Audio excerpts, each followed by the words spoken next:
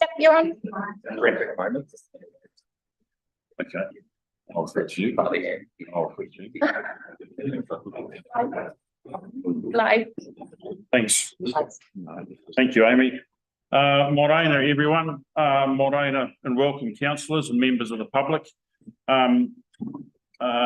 for this infrastructure and community services meeting here in the Waihinga Centre today. Just like to start off by welcoming our new CE, Janice Smith, who started with SWDC here on Monday. I think we're all looking forward to working with you. I'm certainly am looking forward to working with you here on infrastructure and community services space in the future. You bring with you a large range of knowledge and skills across both finance and infrastructure areas of local government, and I'm sure that council, both staff councillors as well as our whole district, will benefit going forward. So welcome, Janice. Thank you. Thanks for accepting our role here in the South Wairarapa. Now, this meeting is being recorded. It has been live streamed and will be available on the council's YouTube channel for those who wish to view it at a later date. With regards to health and safety, we have two emergency exits here to this room, the door which you've come through at the front there, and also the exit behind us.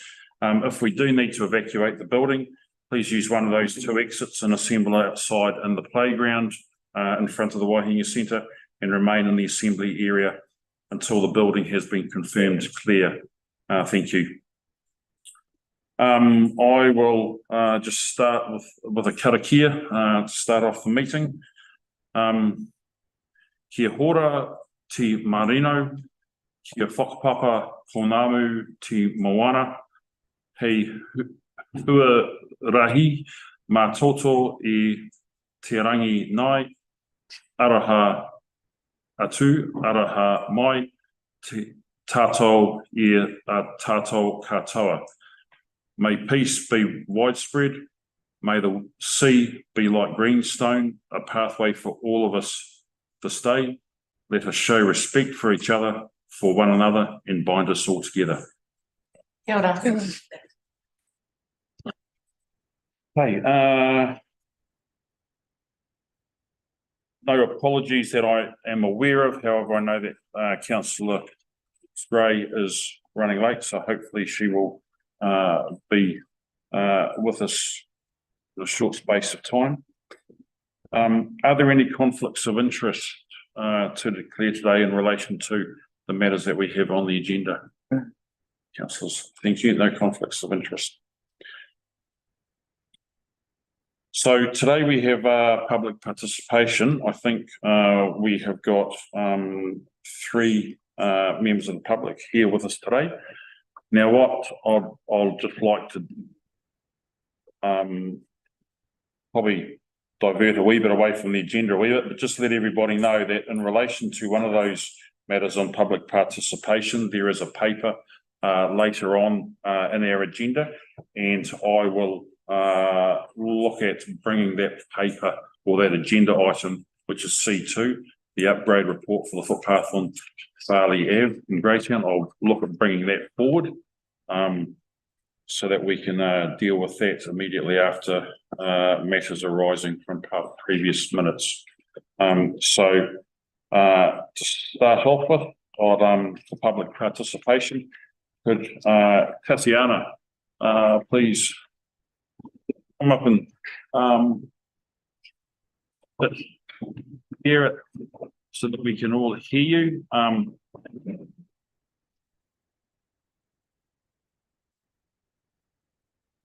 I received your printout about an hour or so ago via email, but it's great to see that you've got a presentation there. That'll be great. Thanks. Well, You received my background. Yes. I received an email. I haven't had time to go through it, but I've certainly, yeah, we've got it and we'll take it. But yeah, Background was circulated previously, and that's okay. provide context for my presentation. Right. That's Thank you. So this is about the old library building in Greytown. Imagine stepping into a space, living and breathing art. It's filled with paintings focusing, some still in progress, allowing you to see the process of their creation. You pick up the smell of linseed oil and you know just variety of colorful pigments and minerals lining the shelves of the material cabinet. Above a large table with potions, tools, brushes, and gold leaf, there are stacks of frames ready to be finished. Shelves of curiosities collected from all over the world, lightly scented. Finished artworks are blossoming with flowers. You almost smell the fruit, live enough to eat. And in these works, you see glimpses of everyday beauty, just as you might have observed it yourself in your own house or a friend's kitchen where she was making peach jam. Faces on the wall look alive, and some you recognize as people in the community. Or is it simply that the faces hold such depth and presence that you anticipate they could speak? You feel a sense of familiarity and belonging in this space, and you don't need any particular background, stage of life, or income in order to appreciate the reminder of the human and universal pleasures this world eagerly gives. Welcome to Antithesis Atelier Greytown. This vision is a workshop studio gallery which offers a variety of ways serving and engaging a community. Number one, opportunity for public to witness full cycle of art making using environmentally friendly practices. 2, opportunity for hands-on learning for visitors. 3, opportunity for immersion learning for ongoing classes and residency for new students. 4, place to hold conversation about art making by observation and what it means to be present. 5, opportunity to view and purchase works, visit a place of beauty and inspiration. 6, a home for Greytown artisans exhibiting 2 to 3 times a year, supporting a community of over 20 local artists. 7, collaboration with local businesses, as well as local, national, and visiting artists, scientists, and thought leaders. 8, opportunities for music and cultural performance. 9, opportunity for witnessing forces being created from life as a method of inquiry and deep listening for a diversity of sitters. 10, sculpture and 3D expression, which also allows for conversation to be accessible for the visually impaired. In creating this variety of offerings, all 4 outcomes of the long-term plan for the South Wairarapa District Council are being served. 1, social well-being. In the book, Your Brain on Art, cutting-edge research from IM Laboratory at Johns Hopkins University reveals that the more we immerse ourselves in arts and aesthetics, the healthier, happier, and smarter we become. That 1 or more art experiences a month can extend your life by 10 years. And just 20 minutes of making only holding art create immediate support for people's mental state. By supporting Antithesis Atelier in Greytown, we generate opportunities for residents to feel connected and positively impact their health, resilience, and well-being. Second outcome, economic well-being. Together with Antithesis Atelier, Greytown can continue getting established as a place of destination. This will be a new type of business, but also a place to cultivate local talent, generating opportunities and diverse employment that do not currently exist. And not only for creative community, but for anyone taking advantage of a more connected approach to their profession and the world. Third outcome, environment. My art practice results in 100% biodegradable works, and unlike resin and acrylic, will not sit in a pile of waste for thousands of years. This is a valuable education opportunity. Visitors can learn the entire process where materials are being used in a safe and logical manner for environmentally safe practice. Last outcome, cultural well-being. The kaupapa of Antithesis Atelier deeply resonates with Maori values, such as kotakitanga as a shared sense of belonging, kaitiakitanga as a guardianship of natural resources and spirituality, and whanaungatanga, meaning kinship, caring, and working harmoniously with others. Although I'm not of Maori descent, through sharing these values, we create a pathway to conversation and invite deeper inquiry. Overall, creating a place that houses art and contemplation in Greytown, we would fundamentally support arts and extend fostering heritage and diversity. Antithesis Atelier stands to provide multiple and lasting benefits to our community, and I would be asking for a partial concession on lease to be able to make the studio sustainable as it facilitates community outcomes outlined in the district's strategic plan. In conclusion, what distinguishes my offering as an artist an educator is that I use the method of creating art by observation to teach about the importance of being present, which goes beyond stylistic preference and taste. Instead, it translates to everything else in life, increasing satisfaction, reducing stress and anxiety, shifting our orientation from product to process, and thereby establishing a connection to ourselves and others in deep listening to the present moment. Once we're able to listen and witness, we'll find a deep reverence for one another and the world around.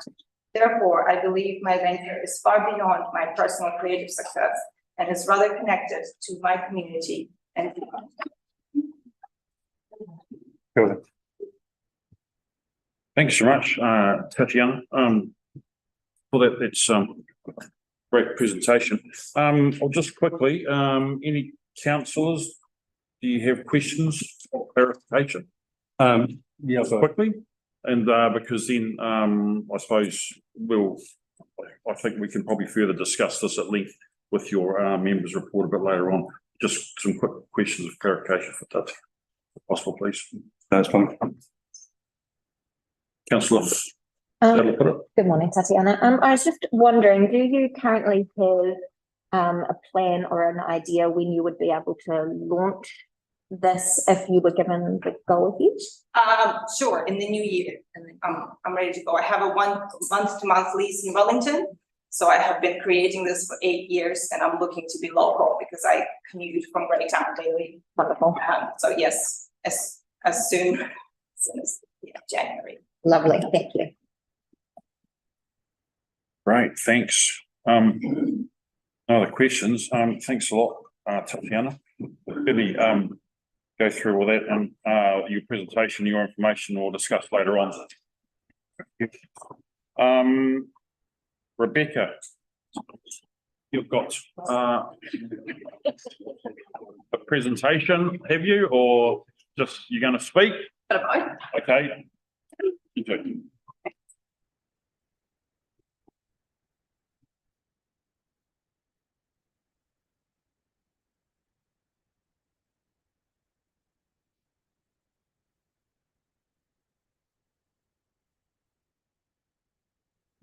Good to go. Hi, I'm Rebecca Kempton, and this is Linda Kirkland. We are representing the Greytown Artisans Group. In a world that is increasingly uncertain and polarising, the creative arts provide an important opportunity to bring people together. Art has the power to connect people to their senses, body and mind, and make their world felt. The arts and culture represent one of the few areas in our society where people can come together to share an experience, even if they see the world in radically different ways. Who are we? So, the Greytown Artisans Group is made up of a collective of over 30 artists, passionate about bringing the visual and creative arts to our community. We're a culturally, gender and age diverse group. We have noteworthy artists and educators from Greytown and the South Wairarapa. We're a group of 30 plus artists and new people joining most weeks from Greytown and the South Wairarapa, including painters, sculptors, ceramicists, professional photographers and art educators. Formed in January 2023, we held our first exhibition at the Old Library in June 2023, which was very successful. And our second exhibition being held in the Old Library this weekend.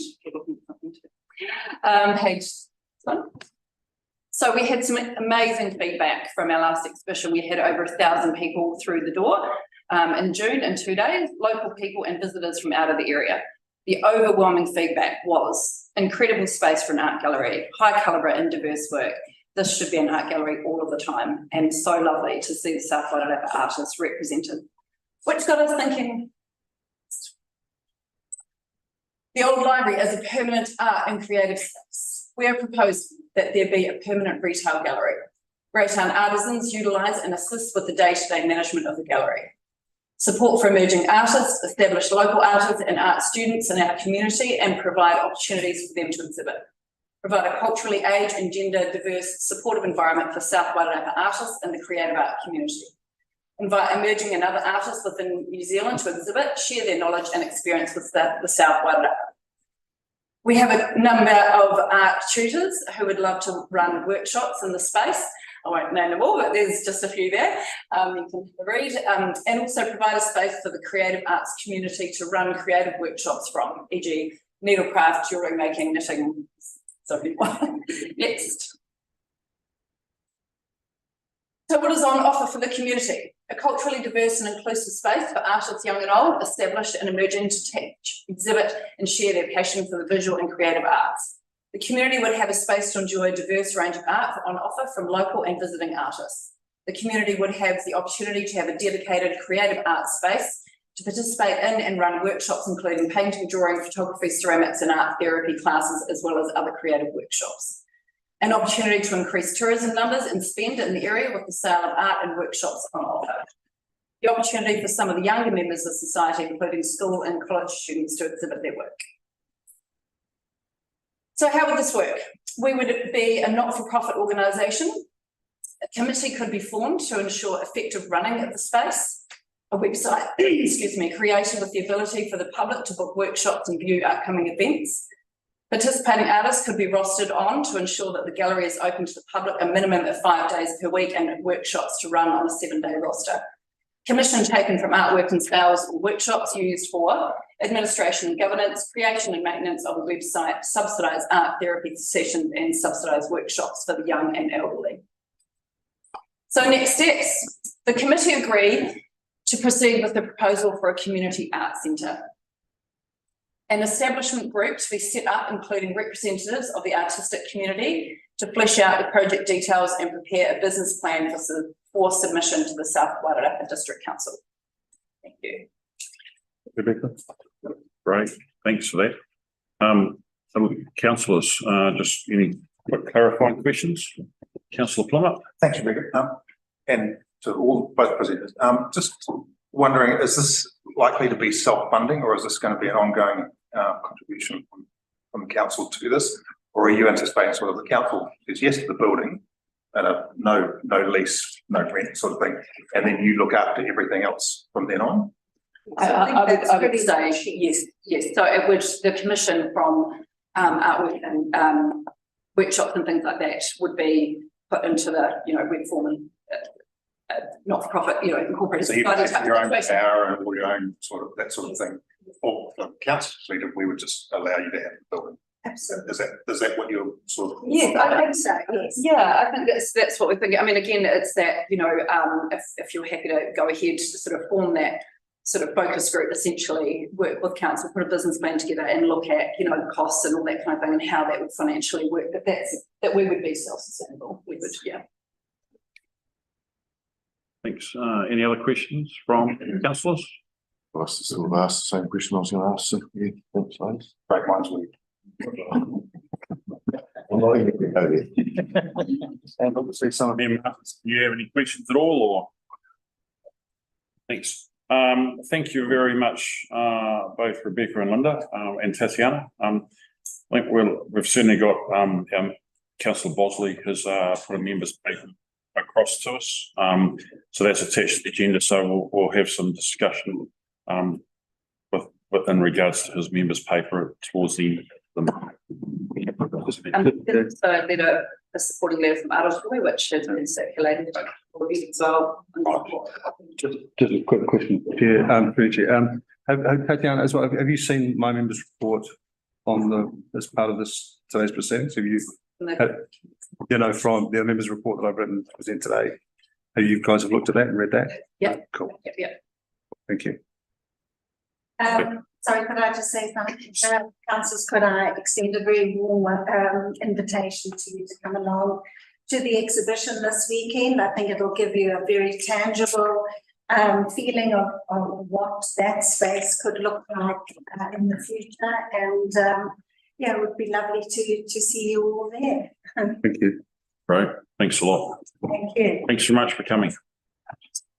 Thank you.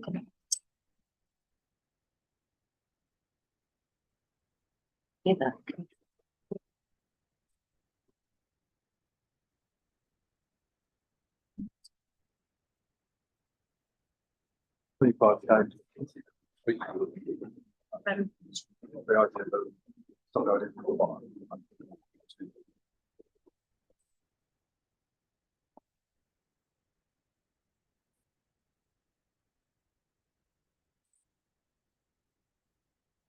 Yeah,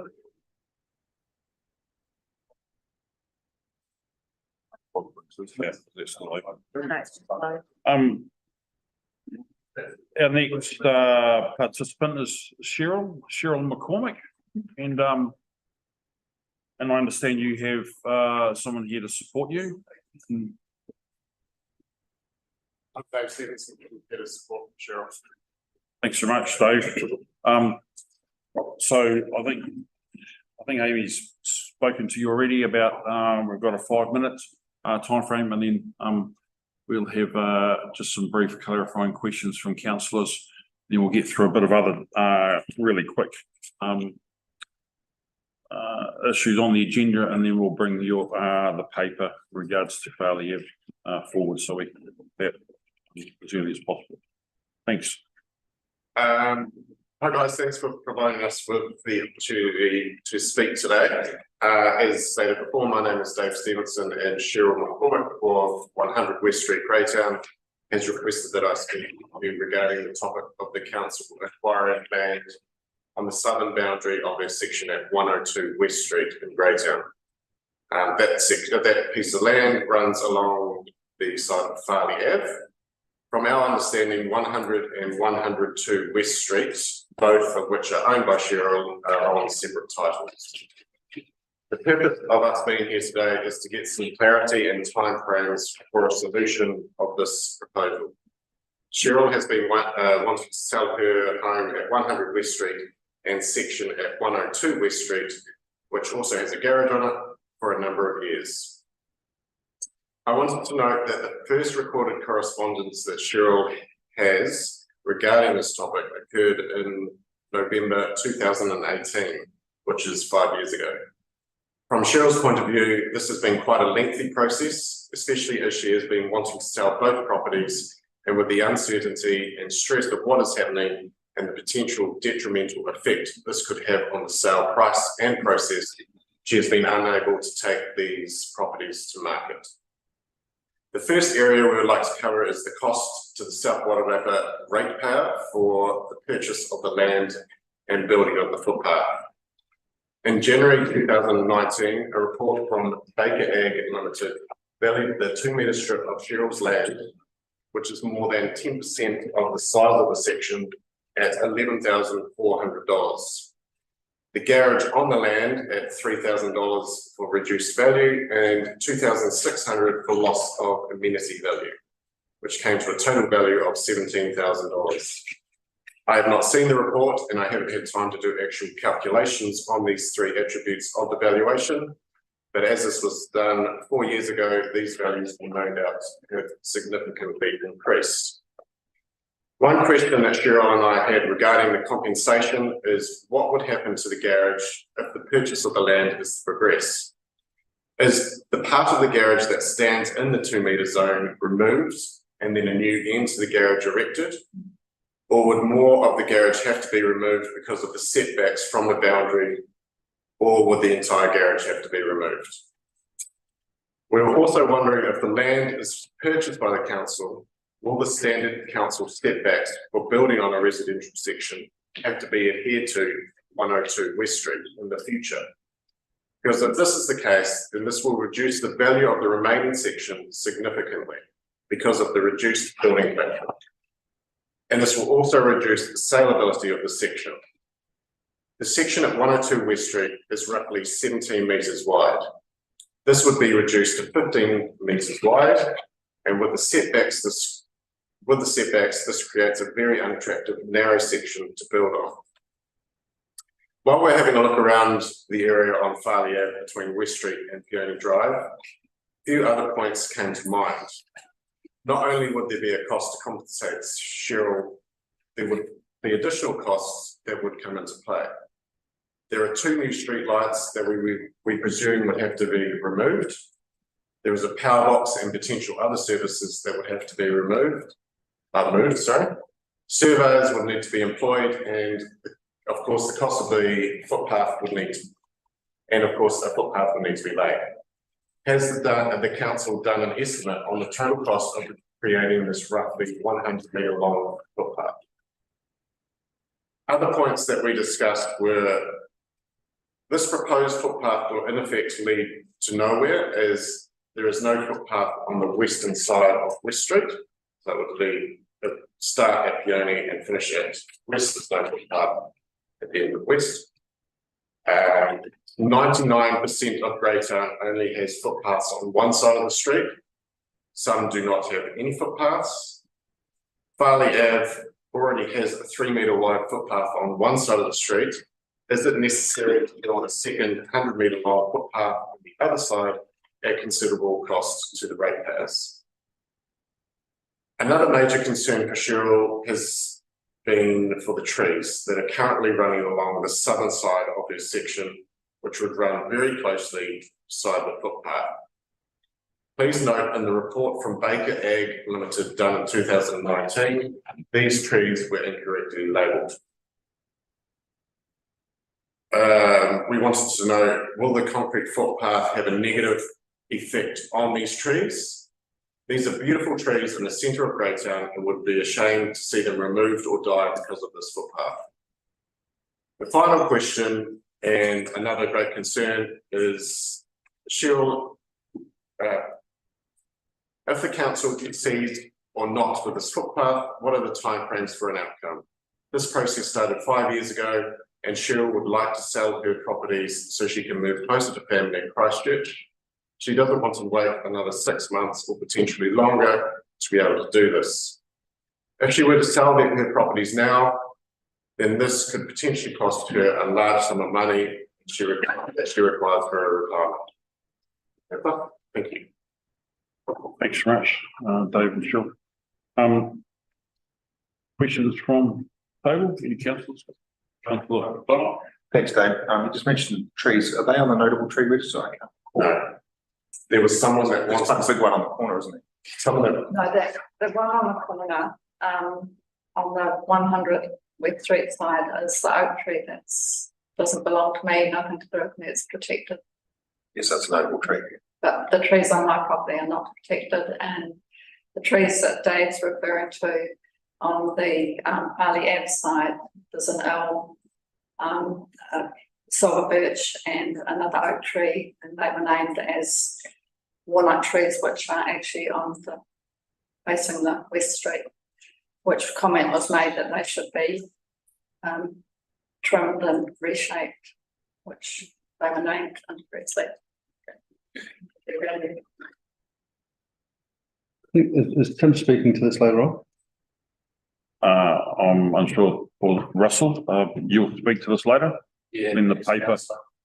Tim's unavailable due to other duties, so I will present to council. Thanks, Russ. Thanks. Great. If there's no other questions from councillors or elected members, sorry, you, councillor. Do you have a question, councillor? I know. No, I just. Oh, right, yeah. Okay. Thank you. Sorry, I didn't hear. Thanks a lot for coming and speaking. We'll just go through some of the other matters which we need to address, and then we'll move. We'll have our GM planning present the paper in relation to Farley Ave in a very short time. So if you like to just move back and take a seat, if you hang around, you'll be able to get the result of the discussion. Thanks so much.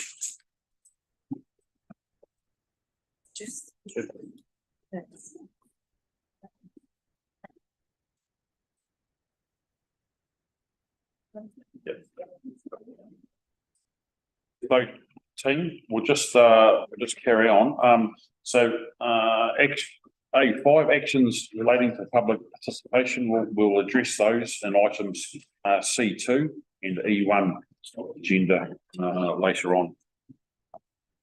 Thank you much. Right, just moving on. Is the A6 any extraordinary business that needs to be addressed today or raised? Thank you. Yeah, nothing there. A7 confirmation of minutes. Do I have a mover to confirm that the minutes of our infrastructure and community services meeting just held on the 20th of September 2023 are true and correct? Councillor Gray, thank you very much. Do I have a seconder? Councillor Melissa Sadler-Footer, thank you. All those in favour, please say aye. Aye. Aye. All those against, please say no. Motion is carried. Thank you very much. A8, are there any minutes arising from the previous minutes? Thank you. Right, so now we will move to. So we'll now move agenda item C2, which is the upgrade report for the footpath on the northern side of Farley Ave to West Street, Greytown. We'll move that to the agenda right now. So Russell, if would you like to come to the table and speak to that, please?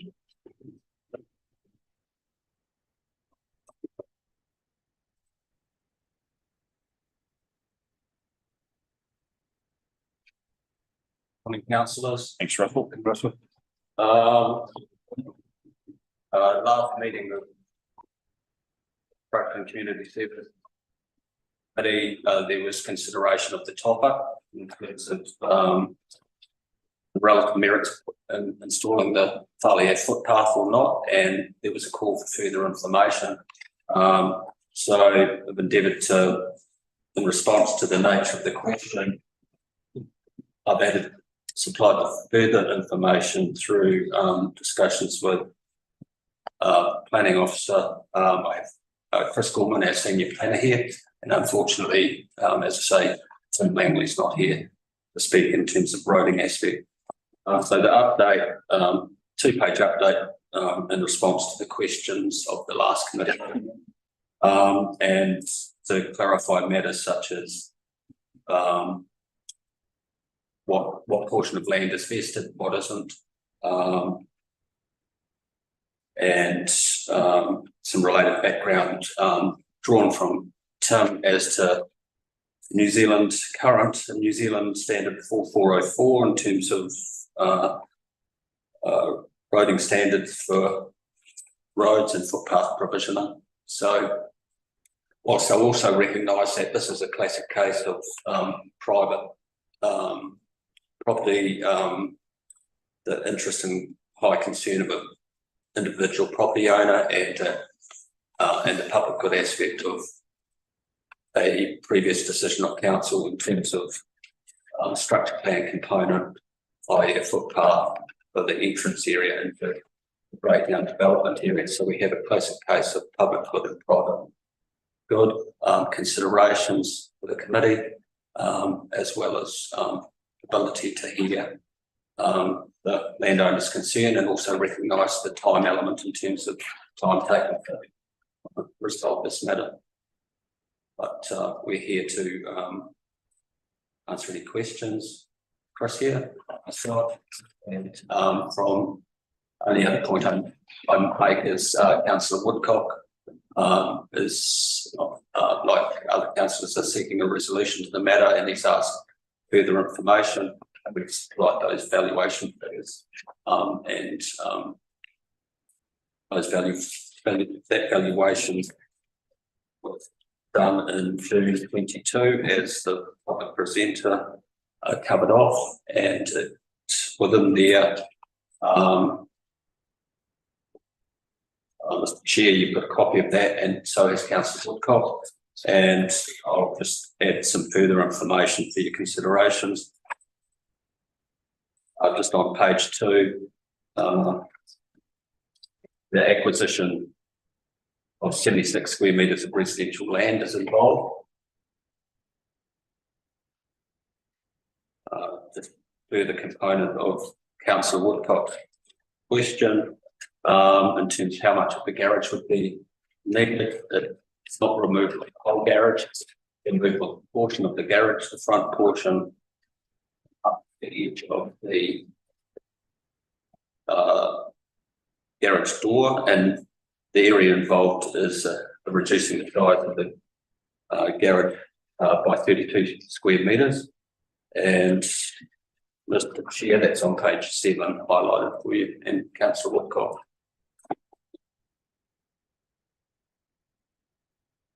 And page 10 has a visual of the garage, which is at right angles to Farley Avenue. At the on page 10, for the small picture there shows the garage door near the front of the garage. That's all So you're speaking from a report that the. We don't have- So that's- Don't have. Okay. Those questions arrived. Yeah, but I'm not sure we've got the same. Don't have Your- any of- We don't have any of the information. So that was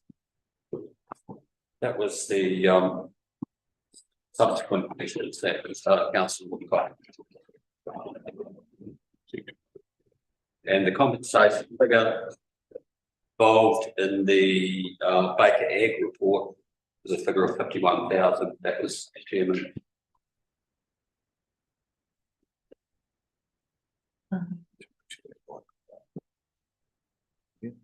Thanks for sharing that info, Russell. I'll just perhaps let councillors who I've just passed and share that report to flick through it.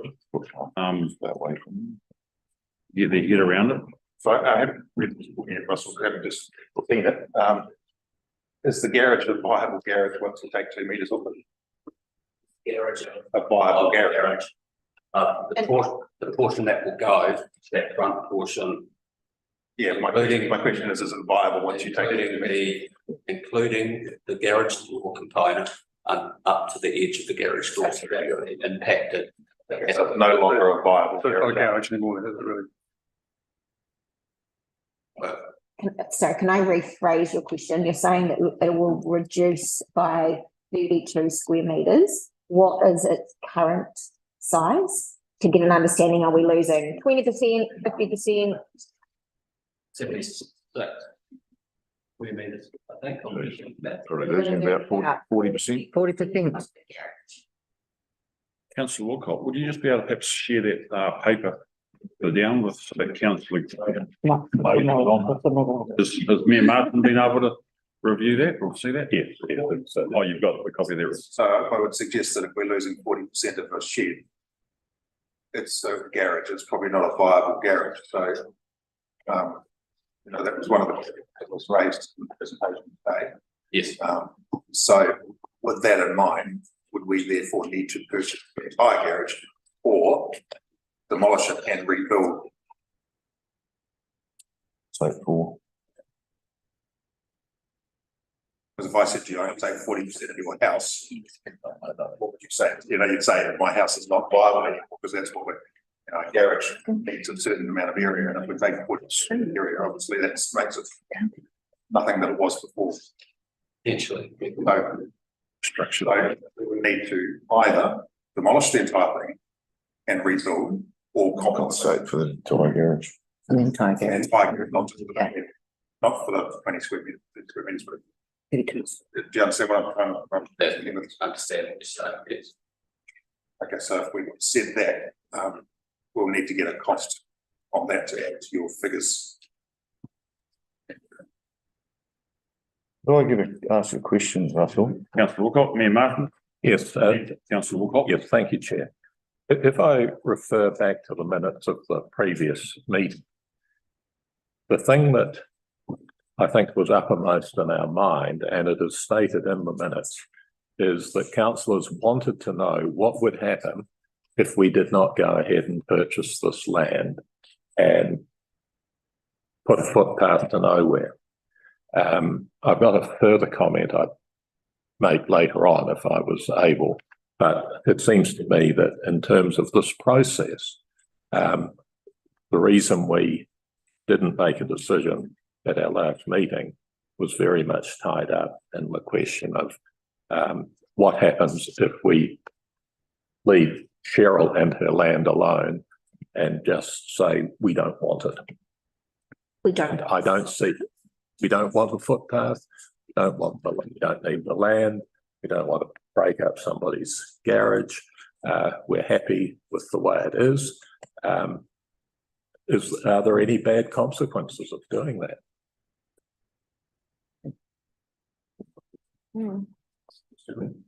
So he was wanting to know if there were any consequences of not putting the footpath there. What would be the consequences of not having that footpath and leaving the garage and Consequences. not implementing the component of the structure plan. The structure plan for the Greytown development area, that structure plan had provisioning for footpath on either side of the road, and it was part of a public process. So that is a related catch point for you, that the structure plan has gone through a public process. It's also Greytown development area and coming to a decision on it through a independent commissioner. That decision included the structure plan.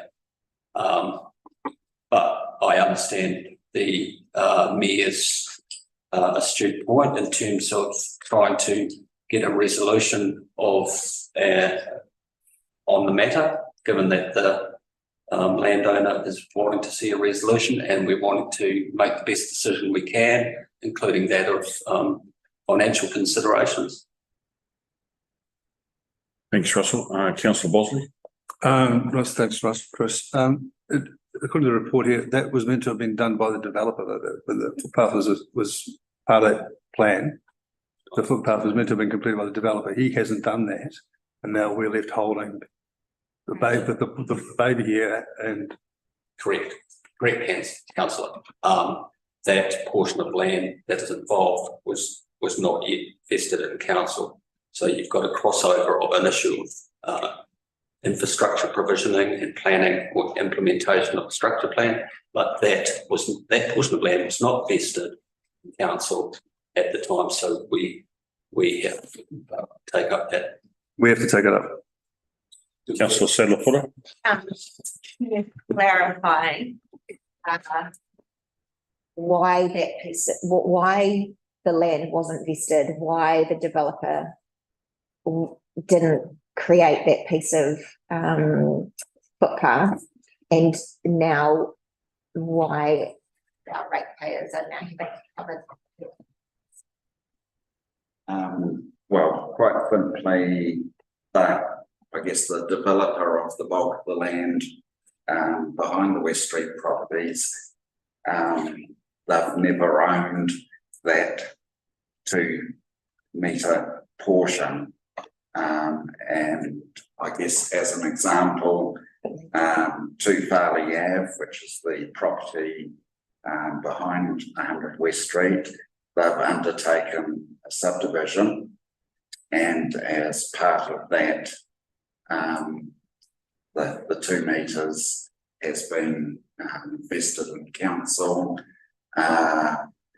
The value of the land essentially was offset by the roading and reserve contributions that the developer would have normally paid, but Tim, out of his roading budget, had the costs of some of the physical works that needed to happen. So just a follow-up question to that, why was this 100 metres of footpath included in the structure plan if it was a piece of land that was never owned by the developer or the council of this development? I'm not sure how we got ourselves into a situation where we are responsible for developing a footpath and potentially purchasing private land. The footpath that goes to nowhere. Yeah. It is a matter of what the current state of the land was, and the anticipated roading width, complete roading width, including road, Farley Ave being the spine road area, berm area, and footpath provisioning, based on what was there. Thanks, Russell. Councillor Wilcock and then Councillor Plymouth. Firstly, I'd like to say I find it quite bizarre here. You build a new subdivision and the actual access to the subdivision was never the first thing sorted out. My understanding is that some land was bought for owners on the other side of Farley Ave. Now, I've measured that footpath. It's actually on the other side of the road. It's actually 3.6 metres wide of concrete footpath plus grass verge on top of that. Why that had to be 3.6 metres wide instead of halved and then the other half put on the other side of the road, and this wouldn't be happening, is beyond me. It's a bit late for that. I personally don't think you need a footpath on the other side that goes to nowhere. I find this an astounding waste of ratepayers' money. I don't care what fund it comes out of, there's more important things to be spent on.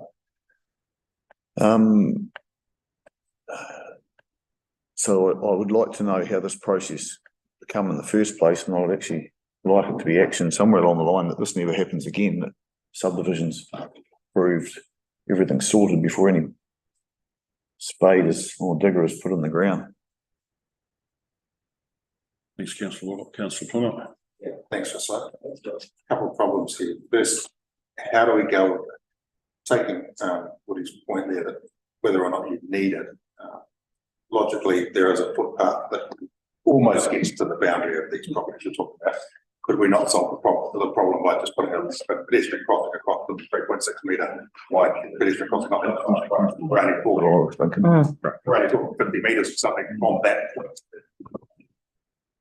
That's you just think outside the box a little bit, but my question comes back to process in terms of this whole project went through an independent hearings commissioner. The hearings commissioner has done its rulings.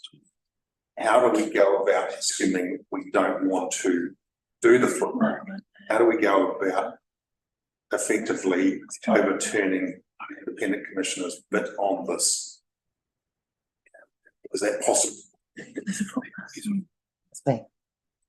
Well, I don't know, because the whole point of the independent commissioner is to avoid this variance, and then we've got that. Councillor Plummer, as you raised a valid point, is the extent of variation to a structure plan.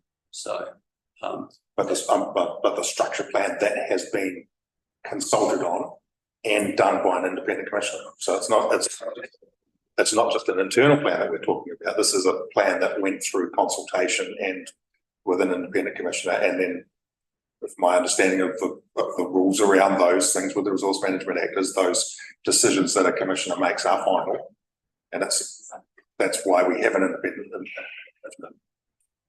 Clearly something has gone wrong here, but how do we get out of the mess is my question within doing it correctly.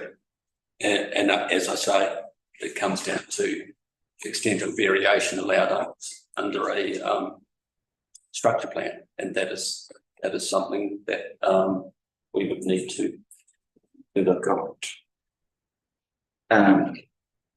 So I guess under the structure plan, if this land is not taken now, purchased now, in theory, we would need to designate that 2 metres. That has not happened in the currently notified plan. Technically, one part of council could submit to say we need to designate that 2 metres as per the decision of the structure plan.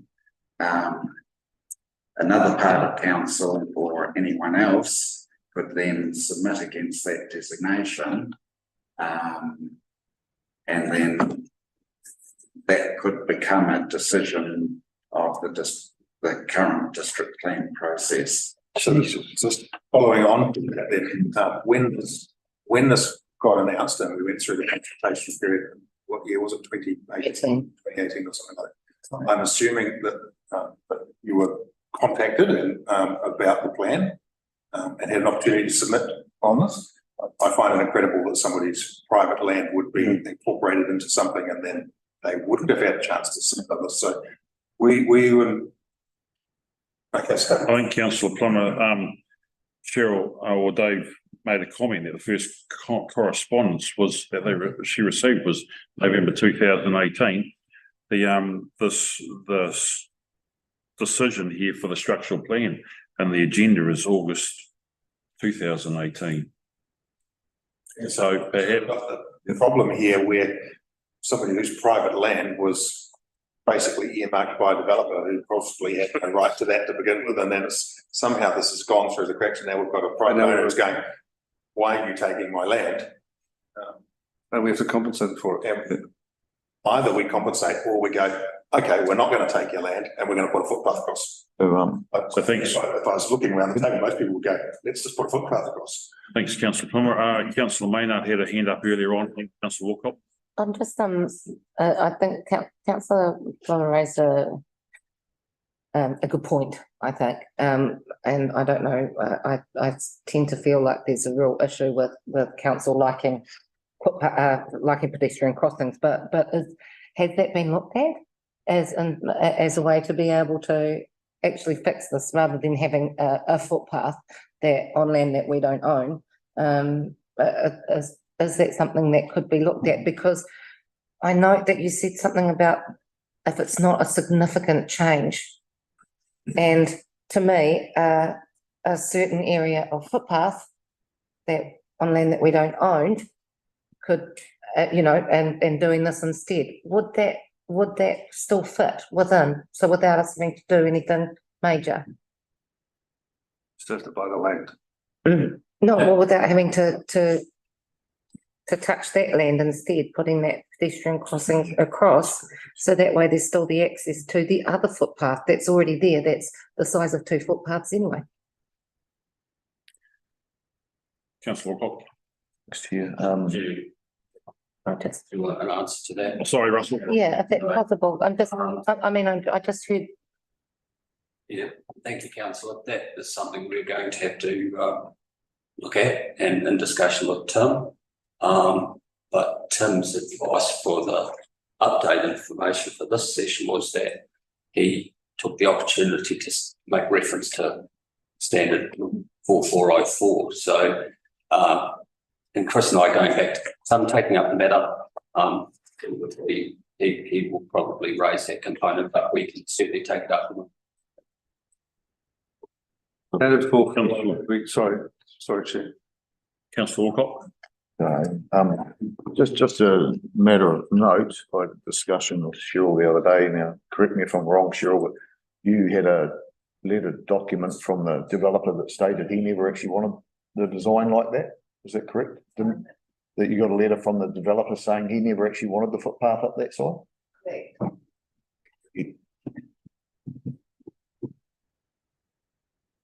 Yeah. Well, look, we've gone round and round a wee bit. I think we should cut to the chase.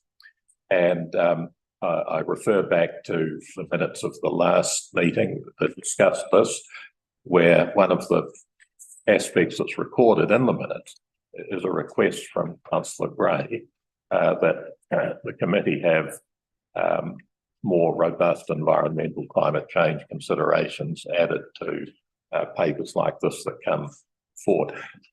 Earlier on, Russell referred to this as a case of private good versus public good. I want to repeat something I did say at the last meeting. What's proposed here is not a public good, it's a public bad.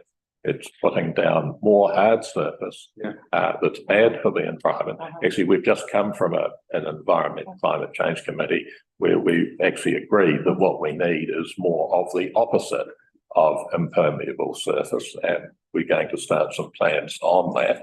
And we can start here. The area that's being referred to is actually one of the most picturesque little sort of micro scenes in Greytown. It would be, I think most people would say, it would not be an improvement to the town to put a footpath there that serves no great purpose. And so I would like to just put on the record that when we come to make decisions about this issue, that we don't intend spending money on footpaths. We should leave the status quo as it is. And if there is some magic town planning, That's the problem. something or other that has to happen, I don't believe that we're on a one-way train to nowhere here. Everything can always be fixed up, provided the damage hasn't been done. And here we're lucky enough that the damage has not been done. It sounds a little bit like a comedy of errors anyway, in that apparently at one point, somebody was being asked to best land they never had in the first place. So how was that ever going to work? Did the commissioner realise that when he made his or her decision? I do not know. But I think we have to look forward. What should be done from now on? And I'm clear that what should be done is leaving things alone, and that pretty little part of West Street be left pretty. Councillor Walcott. Yeah, I have to completely agree with Martin there and just add that whatever we do, we need to do it with urgency so Cheryl can get on with her life. She's been hanging around for 5 years. I think it's plenty long enough now. So I certainly take Carol and Dave's point in that they want a resolution within 6 months for this matter to be resolved. I would, and while I accept it's probably it's going to take time for Russell and his team to come back to councillors on how to perhaps undo that portion of the structural plan, and that land or that area had to be vested with council and a footpath constructed over it. I'd like to perhaps raise a resolution that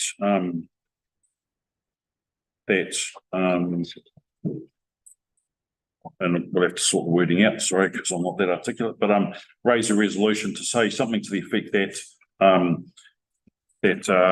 we disregard the portion of the structural plan that requires that footpath to be constructed, and perhaps look at installation as per Councillor Maynard's suggestion, an installation of a footpath from, sorry, a pedestrian crossing from, not a footpath from the other side of the road, a pedestrian crossing from one side of Farley Ave across to the other side where there already is an existing footpath in place. There isn't a footpath outside. There is not an existing footpath outside. No, so there's no footpath. There is just through the back down the road. Yeah, so from down. You have to go down Farley and across the back up. Because that's what Councillor Plummer said, that there's actually one further, that if they put it across. Footpaths come so far, all you need to do is put a ramp down the curb and channel and put pedestrian crossing straight across the road. Or you could look right, look left and look right again. Yep. Make an informed decision. You're expecting people to take their own lives in their hands. You'll get it. You can start talking like that, you end up in the age again.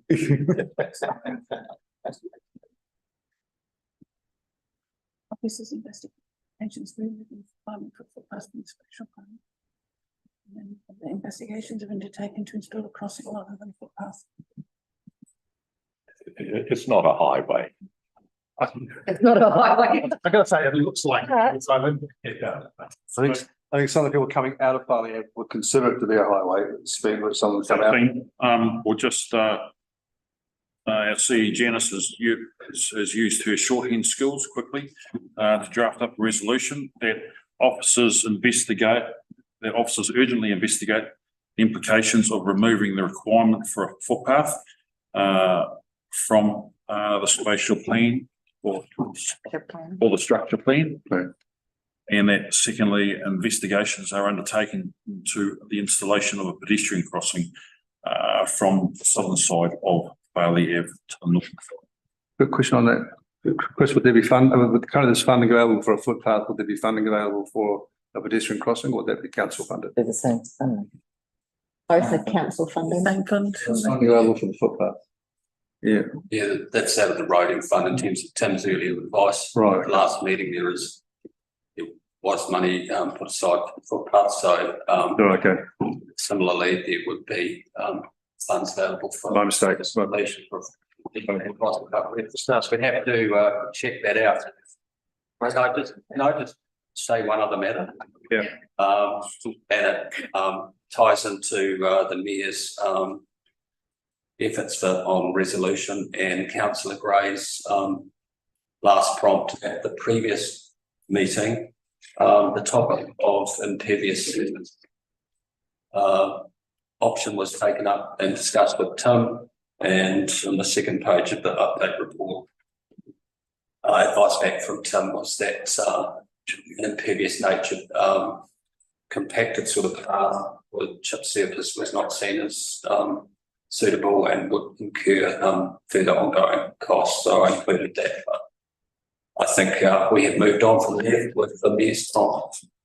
Well, yeah, so to acknowledge that, read that in here, it's important to have a stable and permanent path that should also be permeable, and there are permeable. Yeah. But as the mayor says, the most climate change friendly, we not use any concrete or. Used to. Not- Like, I agree, I think it's old school thinking to say that. No, Russell, you mentioned money, Russell mentioned money, and you made a comment earlier, and I think you did, Chris, that the developer invested some money into fund, obviously, to cover this cost. Is that correct?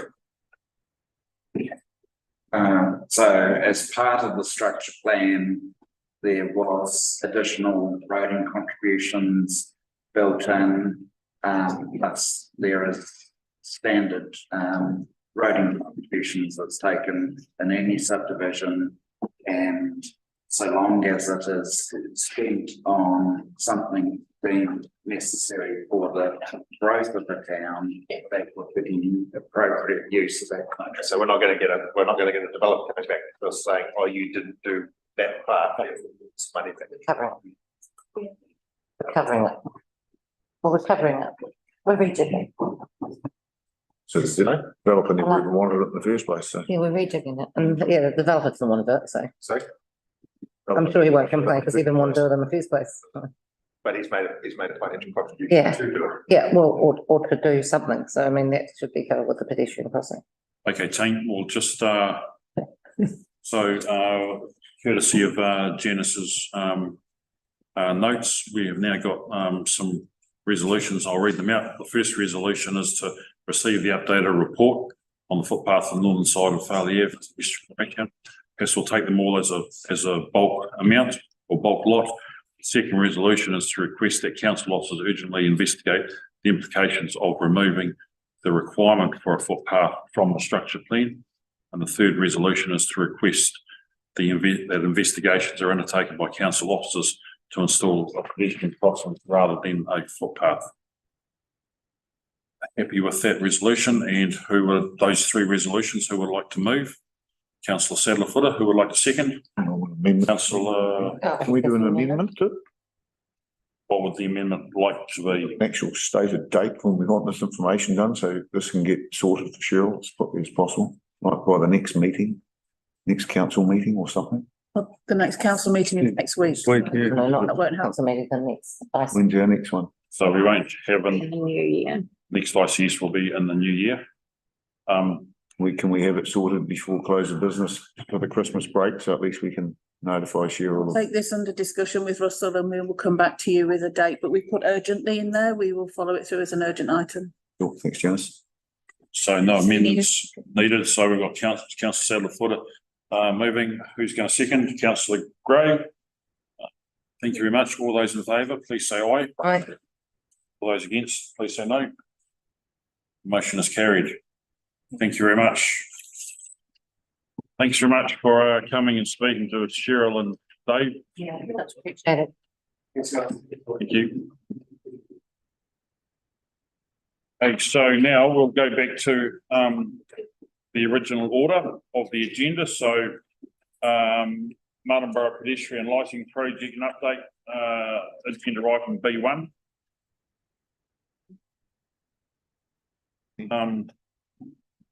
Yeah.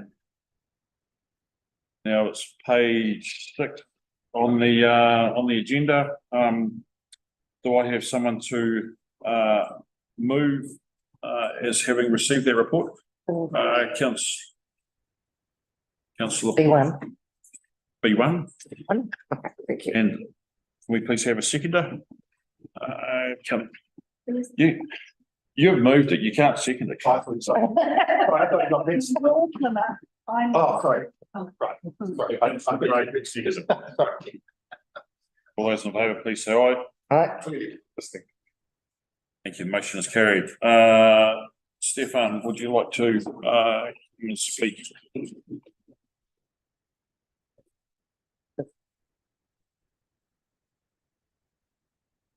Thank you.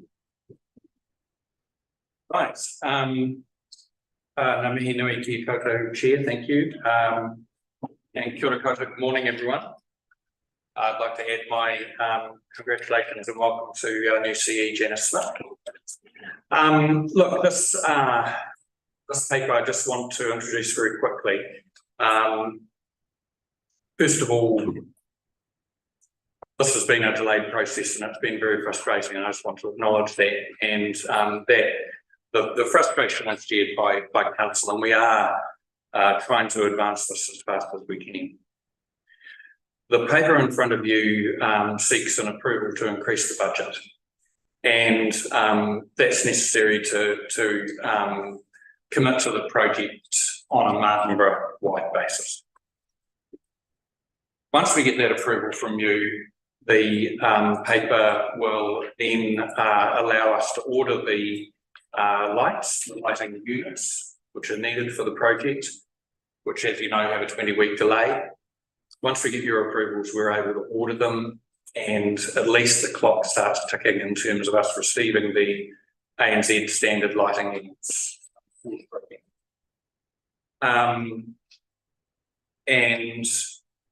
I would note also that whilst we are doing this, whilst we are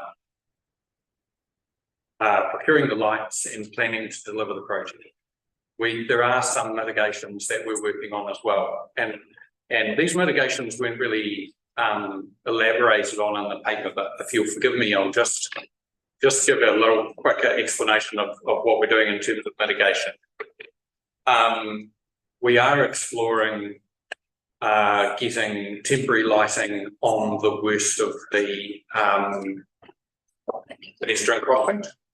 So, you know, there is the possibility that we could put temporary lighting up to illuminate the darkest ones.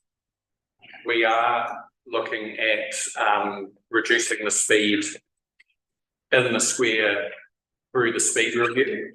Now that has to go to the Director of Land Transport first, but as soon as that's done, we will move to implement the speed reduction, which will help. We are looking at advancing as fast. Sorry, Stephen, I just want to stop for a second. I'm just not really distracted with what the conversation at the table. Yeah, You guys want to finish the conversation? Sorry, it's just. Janice was just updating me on. Yeah, sorry, I'm a bit distracted at two conversations. Sorry. That she had discussed with Stephen. Sorry, Stephen. That's all right. I suspect we'll get to the conversation on adjusting the rent, probably because the answers improve them, and there's some good language there that we might be able to use. But just pause until Dennis and Amy have finished. I think we're just discussing delegation levels. Okay. So I was talking about mitigations, temporary lighting, reducing the speed. We potentially would get some signs up which would ask people to slow down as a temporary measure. And the final thing is I have asked the amenities manager to progress the project on the internal lighting as fast as possible in advance of this project. So of course, as you illuminate within the square and fix those lights within the square, you help the situation. So while this project has been delayed, I know that that's really annoying. And we are trying to advance it as quick as we can. As soon as we receive approvals for you from the new budget, it's those mitigations in place. The final thing is that in conversations with CE, we have some suggested language around new RECs. So we'll just need to go through that. And what we're doing is we're breaking the RECs down into component parts so that we're crystal clear on what we need from you in relation to the increase of the budget, ordering the lights, increasing the and the source of the funding and attracting the Whakatahi subsidy. So we just want to make sure that the decisions that you make today are as specific and as clear as possible, and that they hit the purpose. And I'll stop talking. Thanks, Stefan.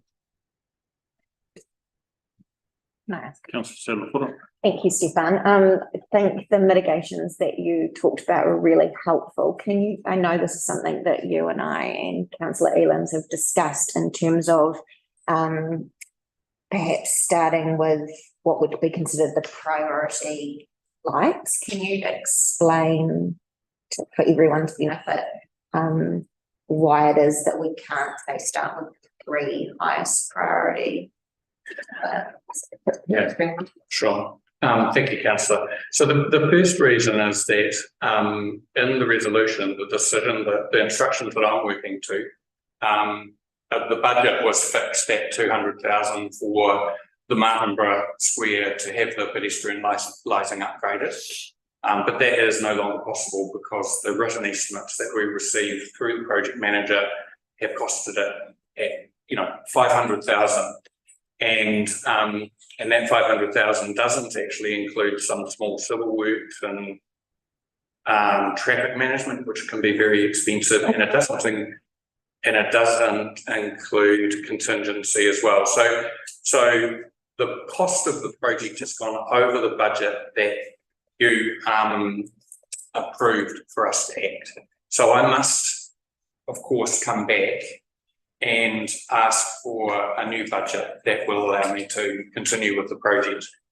But the more important point, I think, is that if we break the project down into component parts, as you've alluded to, then the cost of the project overall increases very significantly because we're bringing the contractors in, we're doing all of the work on 1 or 2 pedestrian crossings, then we're going away, tidying everything up, and then we're coming back and doing it all over again. So it's 2 lots of contractors, 2 lots of traffic management, and you'll find that the costs will rise very quickly, and we're trying not to do that.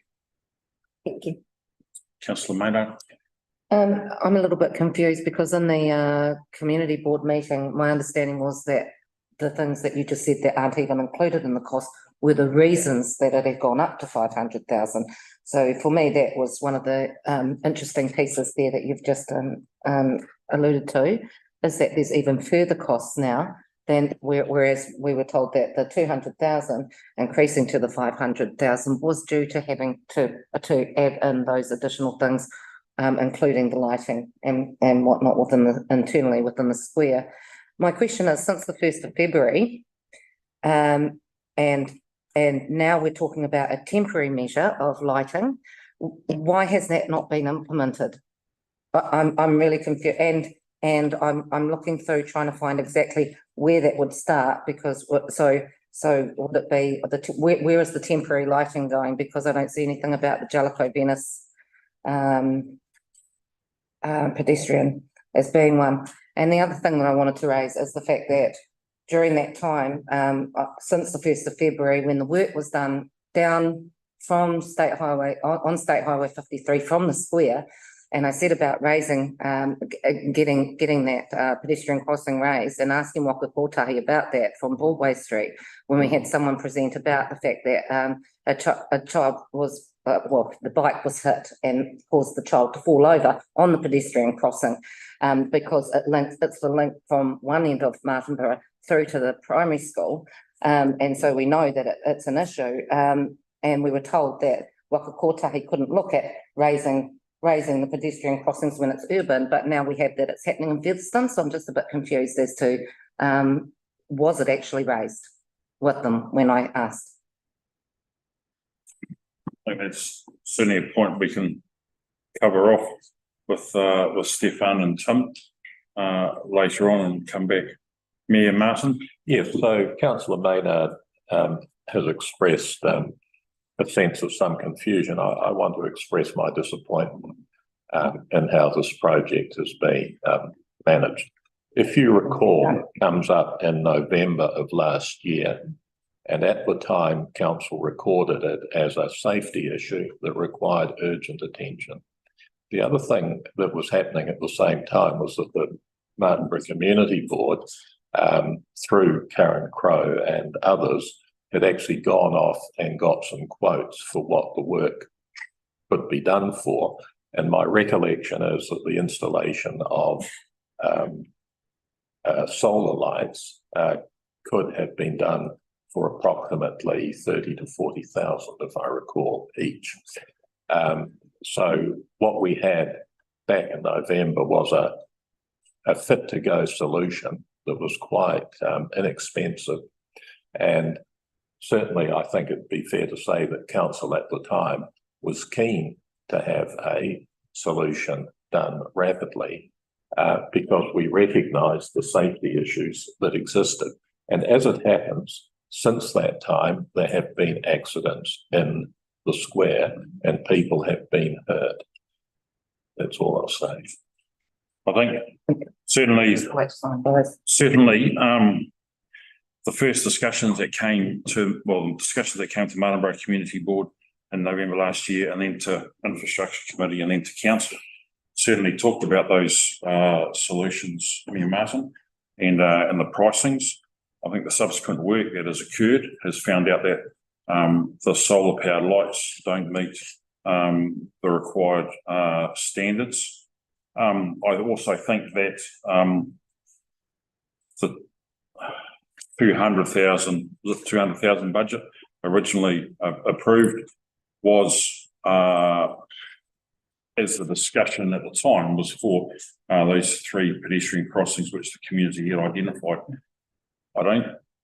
And while the resolution was worded for pedestrian crossings around the square in Martinborough,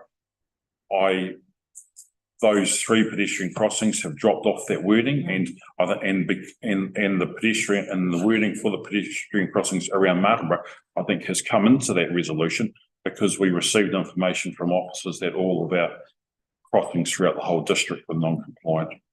So I certainly think, I know that there is the frustration within the community. I know that there's the frustration with the community board, and that, as Mayor Martin has commented, that there is, or there has been people who have been admitted to hospital as a result of an accident on our pedestrian crossing. Those mitigation measures that Stefan has talked about, again, I would like to see them implemented. We said urgently a year ago. I'd like to see them implemented urgently again. And I think especially upgrading that lighting and the signage. I'd also Stefan had talked about working with Janice about reverting those recommendations. So I'm just wondering whether we read those recommendations out now. I've got them in front of me, Stefan, so I can read them out to the. So of course, the first recommendation is going to be to receive the Martinborough Pedestrian Lighting Project Update Report. The second recommendation is for council to approve an increase in budget provision for the Martinborough Pedestrian Lighting Project to 500,000. The next one is to approve staff engaging with the supplier as soon as practically possible to order the necessary lighting units, noting the 20-week delivery period. And point C is to approve that the project be funded from the infrastructure reserve or loan, noting that an application will be made to the Waka Work Program for the 2024 long-term plan to attract the subsidy of 51% going forward. Now, from my understanding, the discussion there about the loan would be correct if on the off chance if we don't receive that funding from Waka for this project. That's giving you a funding mechanism to proceed, and we can switch it out to the Waka Kotahi funding if it's fully approved. because we won't receive notification of what Until we have September of received next from year. what gets up until late next year. Just to confirm, those recommendations still put this project into the 2024-34 Yes. LPP. It's still going to 24-34 because with a 20-week delay, it's going to be, you're going to, close anyway. yes, so we will still bid for it through Waka Kotahi as the backstop, but to allow officers to proceed, we need clear direction that we have a funding source available. Any comments, discussions, councillors? Yeah, I just want to take us back to the meeting on the 5th of February, and the resolution is quite clear that it was to look at all our uncompliance. So when we say that the project's been, I don't think that's fair on Stefan, because after we did that resolution that I sponsored and Rebecca seconded, which was to look at all our pedestrian crossings, and it's in the papers there. We had a meeting, we had a briefing from your project manager. So she did immediately go in and start looking at those lights, if you remember. And then we had a briefing from the project manager that said it was actually just not suitable. They weren't going to do it. And so that is, we've been kept up to play with what's going on here. It hasn't been, this is not the first we've seen on this going, oh, it hasn't happened. Now, I do understand, I understand your concerns about safety, but I really do. But to say this on Stefan is not particularly fair, I think. And don't put words in my mouth, I didn't say that. I'm not saying you said that. Don't worry. I'm not putting that on you. So I think, when you have to go through a project and you have to meet issues of public money, we have to get the best thing that is suitable for the project. And we got that presentation from, I can't remember her name, and it was a very detailed, if you remember rightly, and it looked at a whole lot of things. At that stage, we got an indication then that we weren't going to have enough money anyway. So where we are now is saying, well, we need to come up with an extra $300,000 just for the Martinborough problem, let alone all the other uncompliant ones.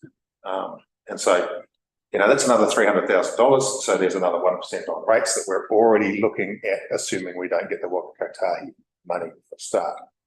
So, this is just another ka-ching, ka-ching, ka-ching. And I understand the urgency of safety and things. So we need to do something in the short term.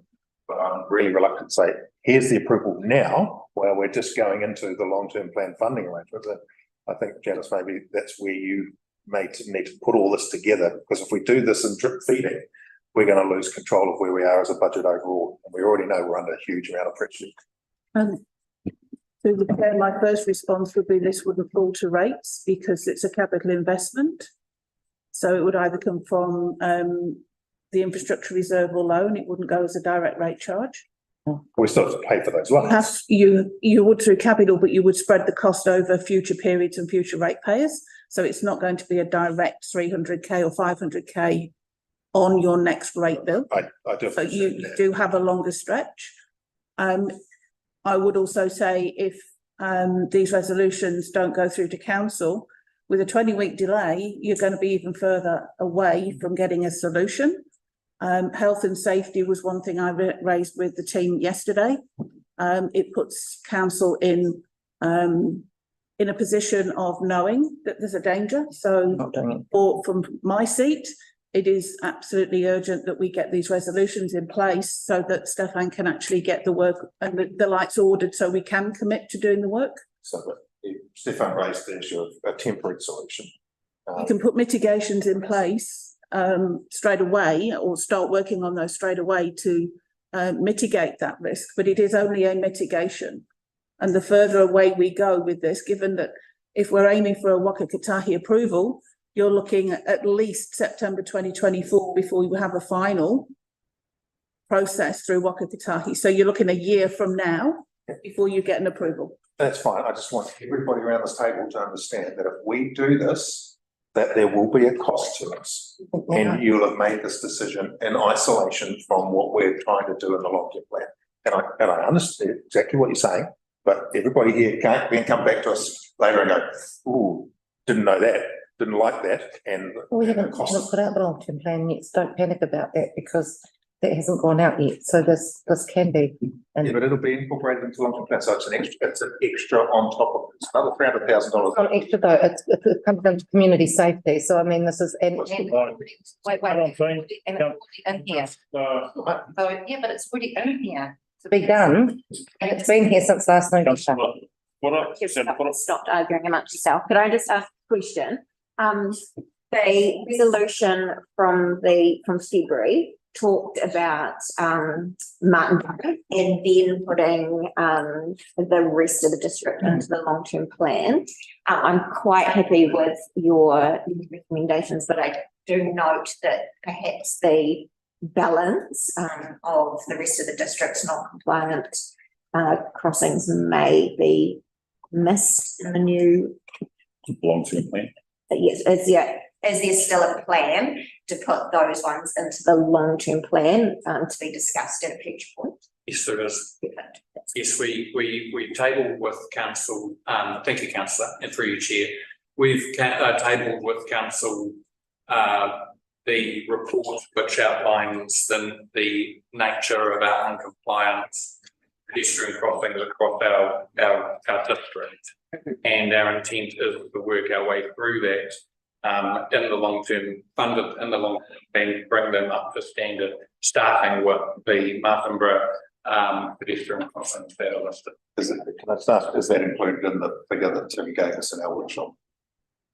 Or is that extra on top? No, Tim has budgeted into the plan. I'm sorry, I don't know what the levels are, but I know that there are line items for this through the out years to year 9.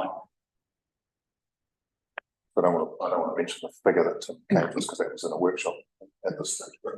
I believe it is, councillor. I know that it is a line item in the out years. I couldn't tell you what the exact numbers were.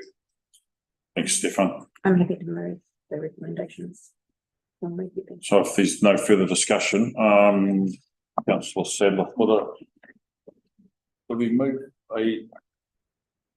Sorry, I've got a question. Okay. I'd like to know, so you've already looked into these temporary, mitigations for temporary lighting that's going into the square when? Because this was raised in August, so when will the temporary lighting and the mitigation be put in place? Thank you, councillor. So the councillor has raised one particular mitigation, which is the placing of temporary lights. Now, we are looking at that. I don't want to be a typical bureaucrat and bring up complexities and challenge all the time, but it actually isn't as simple as you think. You need. Sorry. I answer the question. But I'd just like to know. Councillor Maynard, we'll just let Stefan answer the question, then you can have a follow up. The lights, the temporary lights that we put up have to be powered. You know, they have to have an electrical source, and at the moment we don't have underground cabling that's active in the quadrants of the square that we would need to plug it into, which is one issue. So it has to be generated. You know, you can imagine what people are going to say when we put generators on the square to put the lights up. And there also we need to make sure that they're safe to people, and we need to make sure that they're not exposed to vandalism and people playing with them. And then, of course, there is the matter of the reserve management plan and how people feel about us doing this activity in a war memorial. So we are working through the mitigations. I'm sorry, councillor, I can't tell you an exact date. I'd like to do that, but I can't. Through the chair, if I might, obviously I'm only day 3 in the job, and Stefan and I talked about this yesterday. As we put in here, in terms of as soon as practically possible, we will attempt to do those urgently. I think the signage and the speed limits restrictions can be done much quicker than anything to do with power, but we can discuss that ourselves and come back to you. I will undertake to come back to you all with an update through email if that suits. Councillor. Yeah, no, that would be fantastic. I mean, I guess it's just that being advised this in August. I understand your concern that there's mitigations that can be put in place, but it's now heading towards the end of November and there's still no answer, which just leaves us where we were last November. So a year ago. I will undertake to get a response to you when I've had a chance to talk to Tim, and who I don't think I've met yet, and Stefan, on how we can progress these mitigations for you. So it's going to be great because. Chair, I should apologise for Tim not being here, but he has a very good reason. He has Waka Kotahi senior people over from Wellington today, and they're interrogating his draft land transport plan, and at the same time his budgets, and at the same time they're conducting some side audits on some aspects of the budget that they want to drill into, which will affect their decision. So it is an important meeting. These people's time is pretty limited, and that's the reason why he's not able to be with you today. Is he taking them out Kinakura? Thanks for that, Stephen. Councillor Macaulay, would you just like to come and sit next to Councillor Woodcock with your question? Not to be too conspicuous for this comment because it's probably very stupid, but I'm just thinking outside the box in terms of the temporary lighting, because it sounds incredibly complicated. But is it possible, because the electricity is around the outside of the square? I mean, is it possible to have temporary lighting just from this slide pointing across? I don't know, but because there is power around that side, because just the power on in the square seems to be pretty complex. I just wondered if there was any possibility. Thank you, Yeah, Councillor. That's not a quick question. The likely power source for lights that were connected to the grid would be the outside circle, and we're just looking at the civil works and sort of, what's involved in accessing that power for temporary lighting. Yep. Oh, Thank you. Thank you, Stefan. We have the internal lights that are in each of the quadrants is run from underground cabling that comes into the square, but those underground cables are inoperative and urgently need repair, and we're doing the diagnostic work using a company that maps the cables underneath the ground, so we can find out what we think the problem is without having to dig up the memorial square in large patches. So that's where that work is sitting at the moment. Thanks, Stefan. We've added 3 additional resolutions. So I'll read them out. If we've already received the report that's been seconded by Councillor Plymouth, Councillor Gray. So I'll read out these 3 additional resolutions. We will take those as a bulk block. So the first of the 3 is approve the increase in budget provision, Martin Borough pedestrian lighting project to 500k. To approve council officers engaging with the supplier as soon as practically possible to order the necessary lighting units, taking a 20-week delivery period. And the third point is the third resolution to approve that the project is funded from infrastructure reserve or loan, noting that an application will be made to include in the Waka Kotahi work program within the 2023-24 long-term plan to attract a subsidy of 51% going forward. Just checking all recommendations to council. All recommendations to council? Yes. Yes. Yep. If I have a mover, please, Councillor Sadler-Footer. Seconder, please, Councillor Gray. Thank you. All those in favour, please say aye. Aye. All those against, please say no. Motion is carried. Thank you very much.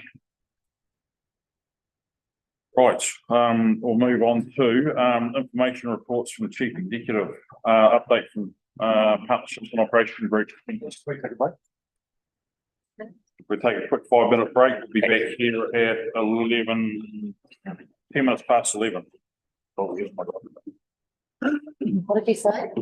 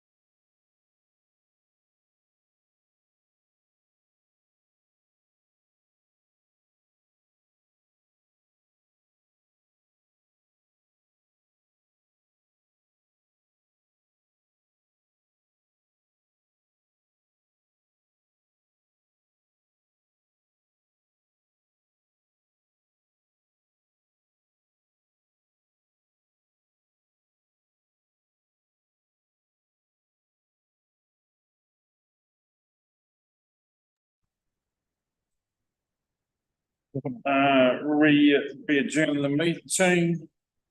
That's the word. And an update for partnerships and operations. Thanks, Stefan. All right, thank you, Chair. I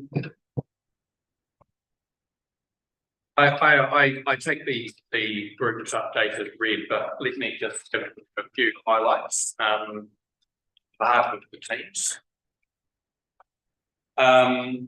You will have noticed that we're finally starting to dig our way out of the hole that we were in roading services now that we've got better weather.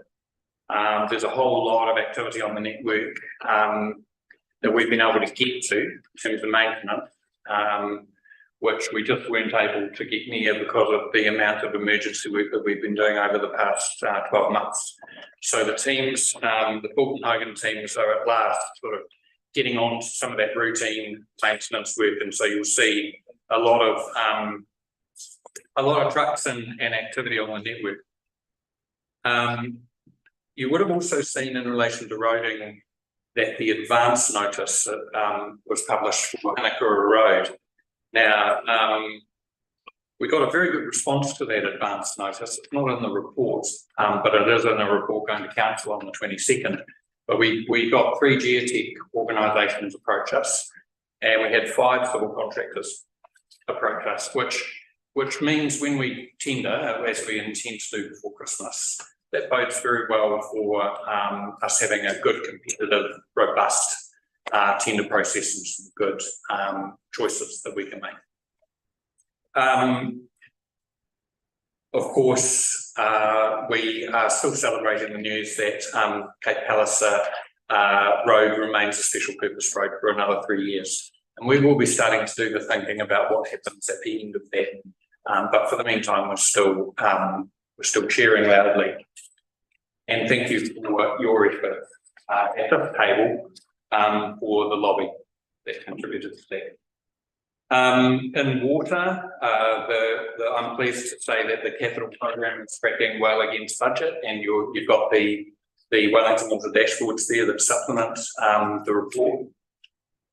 We're just wrapping up the last odds and sods on the Donald Street wastewater pump station and rising main, but that's a multi-million-dollar project that's come to completion on time and budget.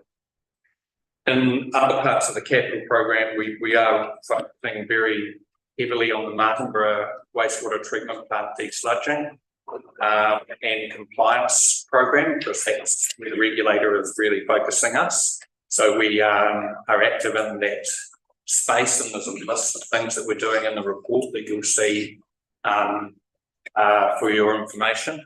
And we are looking hard at, as we do that in Martinborough, what can we do in Greytown at the same time, which will be efficient in terms of cost and operation. In the background, the teams are all preparing for the LTP, busy working on budgets. Thank you for your recent direction on that. We've taken account of that, and we're putting our line-by-line budgets together, submitting them to finance and doing the work needed for the long-term plan preparation. And finally, I would note that councillors have requested more time to consider the internal review that we're doing on the library's service, and that's good. The report is completed. It's with a subset of councillors for comment and feedback, which we're really looking forward to. And we expect to now table first thing in the new year. And I want to reassure you all that in the meantime, up until the time that that report is tabled and considered and you make decisions, we won't be having any impact on our operating hours. Our operating hours, our level of service will continue on as it is now up until that point. That's about all, I think. Of course, welcome any questions or comments on the update. Thank you. Thanks for that, Stefan. Any questions? Just a quick update on where you're at with, sorry, thanks, Richie. Stephen, just where you're at with the green space discussion with the Greytown Lands Trust. Yes. How's that coming? Yep, it's coming along well. I'm going to pass you over to my amenities manager, James O'Connor, who is more intimately connected to that, to answer that question, if that's okay. So we are currently working with the Greytown Trust and the Greytown Club. We've got a catch-up meeting tomorrow, working on a lease agreement, which will also incorporate use and how that's going to work with the rugby club as well. So progressing quite nicely. Cool. I'm hoping to have it ideally all wrapped up probably within the next month. Thanks, James. Thanks, Stefan. Nice work. Councillor Walcott. I'd just like to say, Stefan, with the roading side, I stopped it off at the Hirapi the other day. I was out the coast and quite impressive what they've done with those eco reefs to bring the road back to. Yeah. So congratulations to the roading crew for that. Yeah. Yes, thank you, councillor, and I'll feed that back to the team because they like to get feedback from this table. We are now really keen to get that report done. It's an evaluation of how the reef installations have gone, what the environmental impact has been, etc.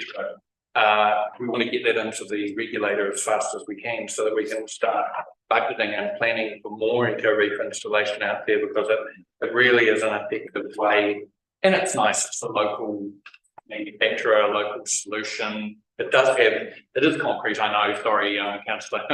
But it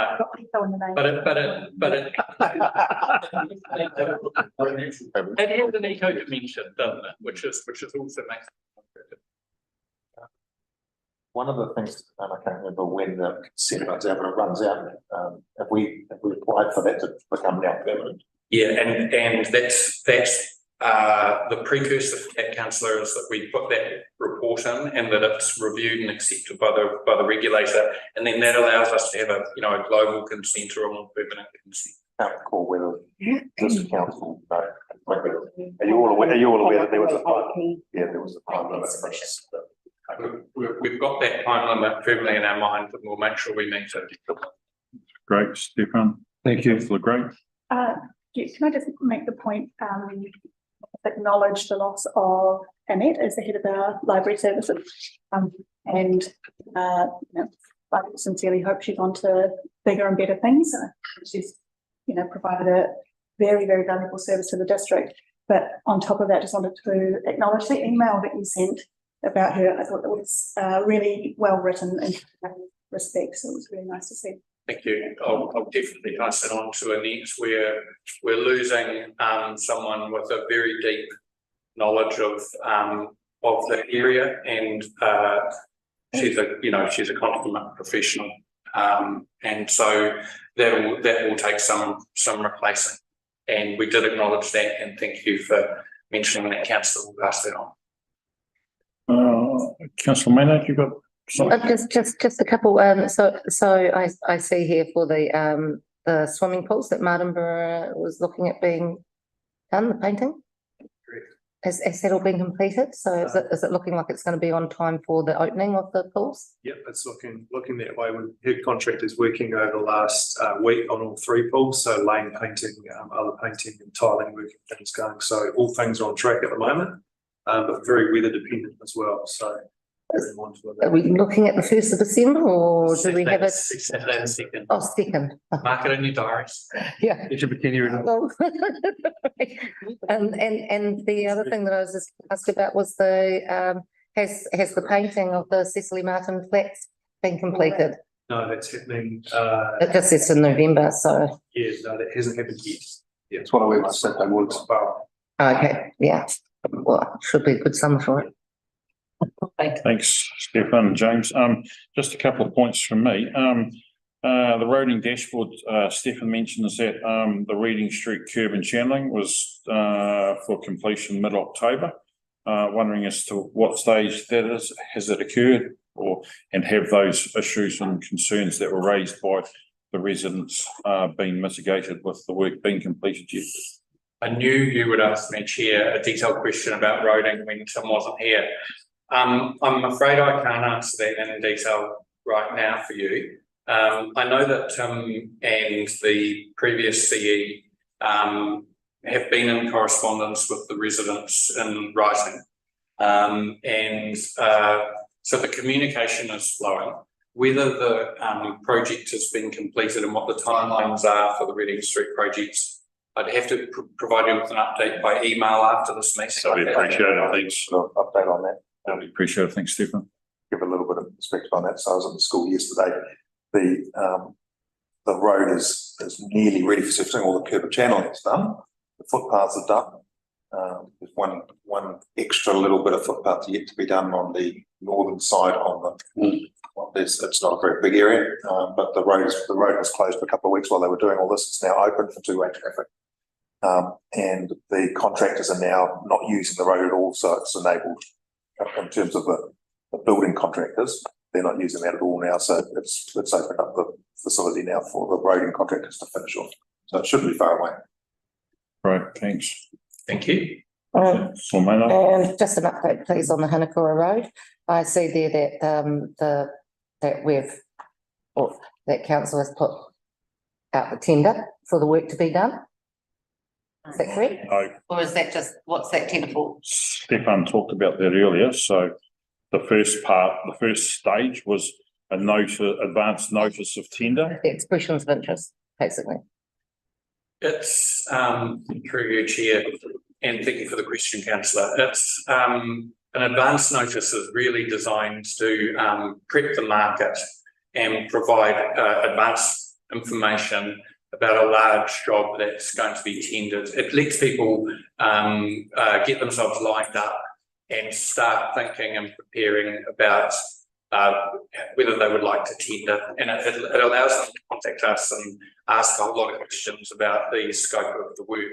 Then, very soon, before Christmas, I promised, we will open the tender for a period of weeks, and then they will come in and tender. There's a paper coming to council on the 22nd, which gives elected members full visibility of the tender process.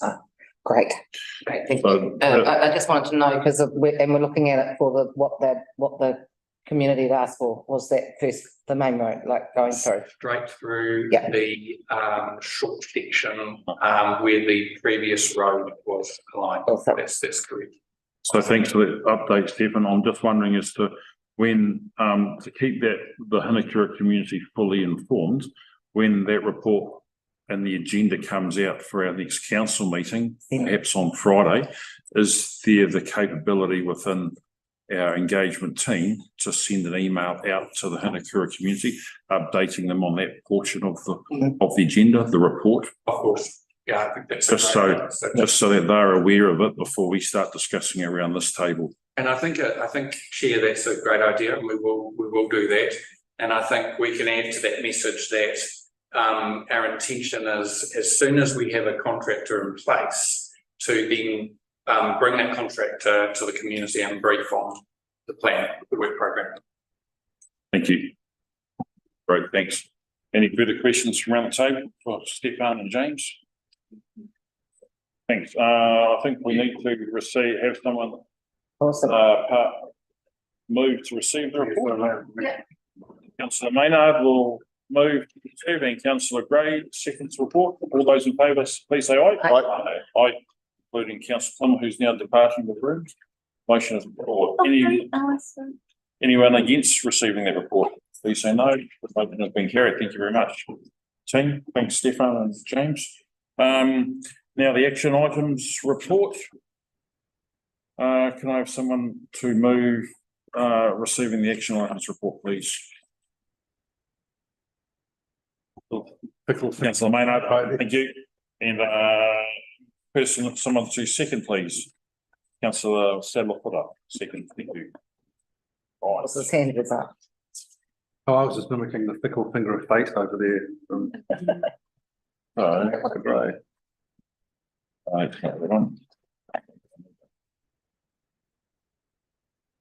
Great. So action items. Any questions, team? Yeah, I'm just wondering why the lighting is not here.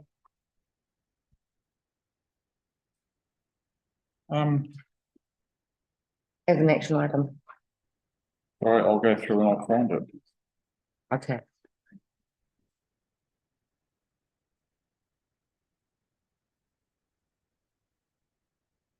Is it? Is it? So it was a resolution that had been actioned, and then is it on an action list for the for full council, or it was actioned back in February, put in place? So usually on this list, we have open action. And I would assume if that hasn't been finished, be on the action. I can put it on for the next one. Yeah. That's what you want. I think so. This is a list of actions, not a list of resolution. Action items. Usually if there is a resolution that has something that's open and needs to be followed up at the next meeting, then I would do that. But the resolutions that were passed, my understanding was that was to do with the funding that had been actioned. Yeah. So it wouldn't keep appearing on this list that had happened months ago. Yeah, yeah. I tried to keep that. No, that makes sense, but yeah, I mean, there's the work, like the fact. It will go on now. You know, for the lighting to be done in the, you know, throughout the district, it may as well, like it can just sit there like as things are done and it progresses that it. You could probably single thing we do. I think if it's being included in the update report. I don't know, I'm just, I just hate for, well, anything that that has been raised that we're waiting for any kind of progression on, that we don't have that just Presumably because it's come back to this table and we've set, you know, It will come back, yes, through the chair. There are action items now around the mitigations that we talked about earlier and about the placing the orders, so it will come back on the action list going forward. Thank you. That's right. Any other comments on the action items? We have, there's certainly these three that have been actioned. The last one was the infrastructure tour, which 4 or 5 councillors attended. 4 councillors attended, and Stephen, so I think we could, it's been action that can be removed. I've got a question that's kind of just, it's not really, it's just for Stefan. Quite a lot of time to ask it, Stefan, but is there anything about the rumour of moving the zebra crossing, pedestrian crossing on State Highway 2, running through Greytown by Fish Choice? Do you know anything about this? It just occurred to me to ask with the discussion here about moving the terminating 53 at the entrance to Martinborough. If there's been do you know any discussion about that? It keeps coming up in Greytown every now and again that there's a rumour that the pedestrian cross is being moved, but we've had no discussion here about it. Through you, Chair, I'm not aware of. Okay, cool, thank you. If you send me an email, I'll do it. Yeah, well, okay, thank you. There. Good to know if they're going to be raised too. Mayor Martin. Yes, I'm aware that it's not a rumour, that there is a pedestrian crossing that's going to be moved. It is going to be moved? Yeah. From where it currently is further up the road, right? Yes. Yeah. But why? Because the pedestrian crossing that goes opposite the town hall is regarded as very dangerous. So have you received some email? Oh, no, I just had a conversation with Mark Owen. Yeah. Can we find more out about that? Because that's a different crossing altogether. Different crossing altogether, yeah. We've been told the one that comes through from the school by the old school, yeah. I don't know anything about that. Oh, not the town hall one at all. We're talking about the one by Stella Hall. Right. Yeah, I don't know. Okay. Are they going to move it or raise it? Move it. Move it. So they're gonna move the one by Elected- the, Well, I think potentially they're probably going to do both because they're in the process of raising pedestrian crossings along State Highway too. So perhaps I'm just wondering, Stefan, would you be able to perhaps email Mark Owen and just ask for an update on probably the status of the pedestrian crossings in Greytown. crossings in Greytown? Thank you. Highway two. I know it's probably not the right environment to ask that question, but it's sort of felt. Highway two. It's good to know. I mean, if words out there and it's all different crossings and what. Yeah. We might as well get some clarification on it. Thanks, Stefan. Chair, may I in turn make a request of the table? Action 398, on the water races. So there is a paper out for feedback, which Robin Wells, our principal advisor water reform has written. And we urgently seek your comment on that paper. I believe it's Probably sitting down there and chair. Probably with Colin himself, yes. And the reason why it's urgent is because your view of that paper and is important for the planning that we're doing in the LTP. So, you know, for example, if the service was to come back into council, we would need to have appropriate capability in the council to deliver that service, etc. So if it's not too much trouble, if that could be read and some feedback provided to us, we're happy to meet. It could be a verbal briefing if that's easier, but we would like to have some feedback on that paper. I'll undertake to read through that as at the earliest opportunity and get back to you. Apologies for my delays. My hand up. It's all your fault, Woody. All your fault, Woody. Right. So that's covered 398 off. Is there any other matters which need to be raised at all? I think if that's action items done, we'll now move on to the chair's report, which I hope can be taken as read. I'll start it off, wishing to thank and congratulate Adam and his Wellington Water team for that project which they have undertaken in Featherston. It's great that that has been completed ahead of time and also by saving ratepayers nearly $500,000. I think certainly in our AP discussions earlier this year, that was one of the considerations, and the consensus was around the table to bring that Rising Main project forward into the pump station. That's great. So yeah, great work from that team and Adam in relation to Featherston. I know that they've got a lot of other work happening across the district, and hopefully we will have some good results from that. Also mentioned there Cape Palliser Road, again, thanks to everybody for their work, officers, ELT, councillors, for helping with that, the letter, and also the community, etc. It's been a great result. Nicola Road update, we've just received update and progress from Stefan, that's great. Thanks, and it'll be great to see that closing or that report come through to council next week and get some more information out to the community. And just as an acknowledgement, finally, I'd like to, you can all see here that of our last infrastructure community services meeting for this year. I'd like to thank both ELT, council staff, fellow councillors for their dedication and work over this last year, working on a whole range of issues and projects that we that have crossed our table. Thanks. And finally, I'd also like to say thanks to Amy here, our committee advisor, for the work that she has carried out in the last year, helping me to chair this committee. From my perspective, Amy's pretty invaluable to me as the chair, chasing me up on minutes, reports, ensuring a smooth running of the committee. So thanks, Amy.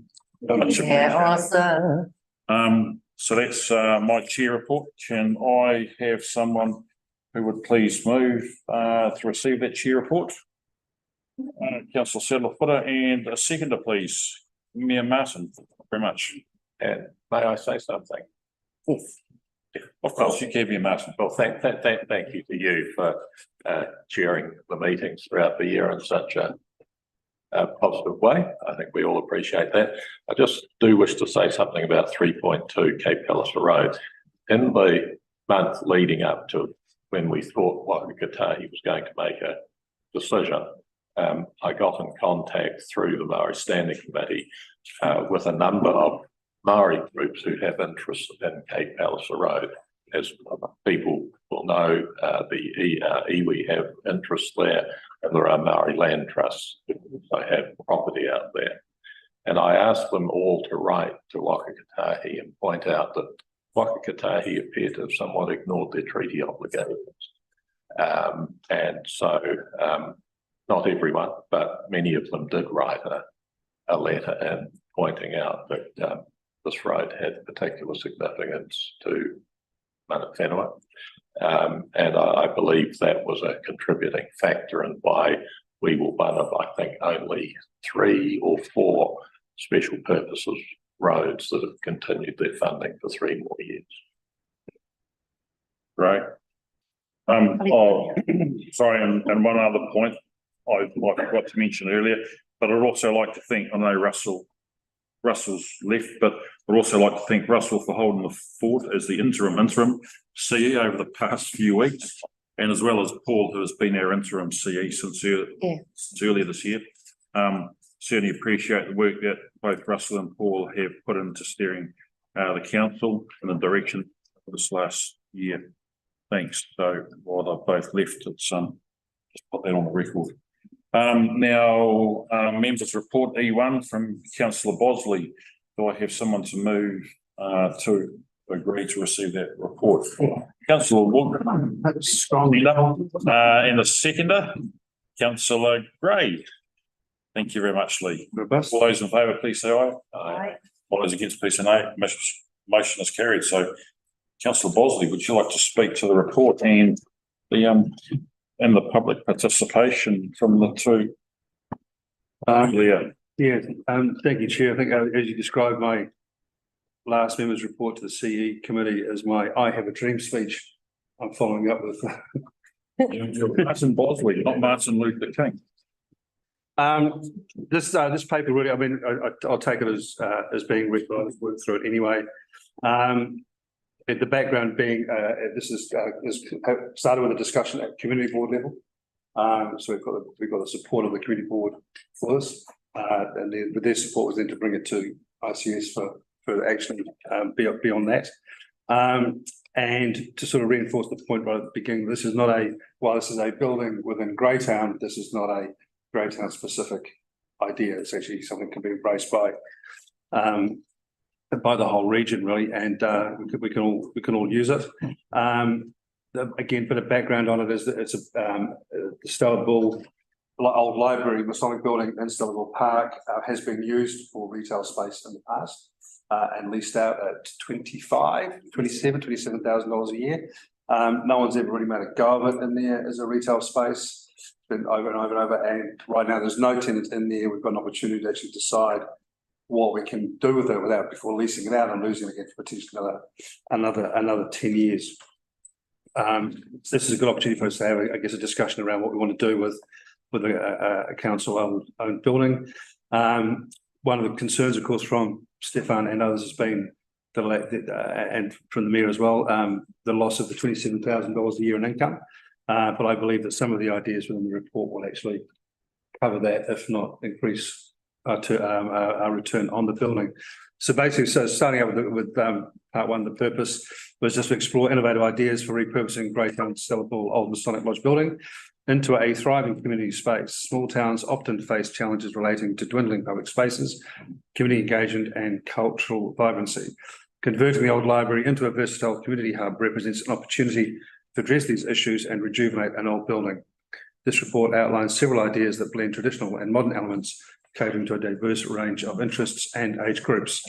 So this was a the discussion points here I sort of broke down into 4 different areas. It doesn't have to be limited to what these are, but I just felt it was a sort of good starting point for discussion to begin. The first one was a multifunctional community hub, which is to transform the old library into a multifunctional community space by dividing it into various zones. Anybody's familiar with that building already, it is actually kind of already broken up and turned into 3 different spaces. So one is a community meeting space, creating a flexible area for town meetings, workshops, local events. We might even be able to have council meetings in another building as opposed to this dungeon of a room. Co-working space, we could offer shared workspaces for entrepreneurs and remote workers. And this is one of those ideas where we could get revenue coming in off it if we were to divide into, say, 3 work unit hubs for budding entrepreneurs, etc., and charge them a weekly rent for that space at $150 a week. We've only got to find $500 a week to cover the $27,000 a year that we're currently missing out on. We would more than cover that. Art gallery, showcase local art and host art-related workshops. We've already heard from Tatiana and Rebecca this morning, 2 very, very similar ideas, I have to say. But I think it shows that there is a desire and definitely a demand within the community for a space such as this. Small business incubator, we could support local entrepreneurs by providing a space for pop-ups or for a farmer's market, etc. Children's corner, this was obviously not my idea. Children's corner, design a child-friendly, child-friendly, I'm twitching at the thought, with books, educational games and a safe play space. A greater connection to Stella Ball Park, accommodate outdoor events and activities via a shared program. The building sits right in the middle of Stella Ball. It seems weird to have a commercial space within a recreational space currently, and develop youth programs that give Arangataki somewhere to go. Currently, especially in Greytown, we have nowhere for our youth to go when they're outside school. Idea 2 is a Papua cultural and historical centre to highlight the heritage of local Māori culture and Māori tonga by transforming the old library into a cultural and historical centre. We could host cultural events, lectures, performances, create exhibits showcasing the mana whenua, history, taonga and noble ancestors, tipuna tāne, tipuna wahine. Genealogy Research Centre provide resourcing for tracing family histories. I'm not sure if Papua knew something about that, but when I was working for Cornwall, which is a Wakatu company, they had a division that was just exclusive to tracing whakapapa and genealogy. It was an extraordinary initiative from them. Archives maintain a small collection of books focusing on local authors and history. Interactive learning stations, including touchscreens, interactive displays to engage visitors, because of course we've got the budget for that.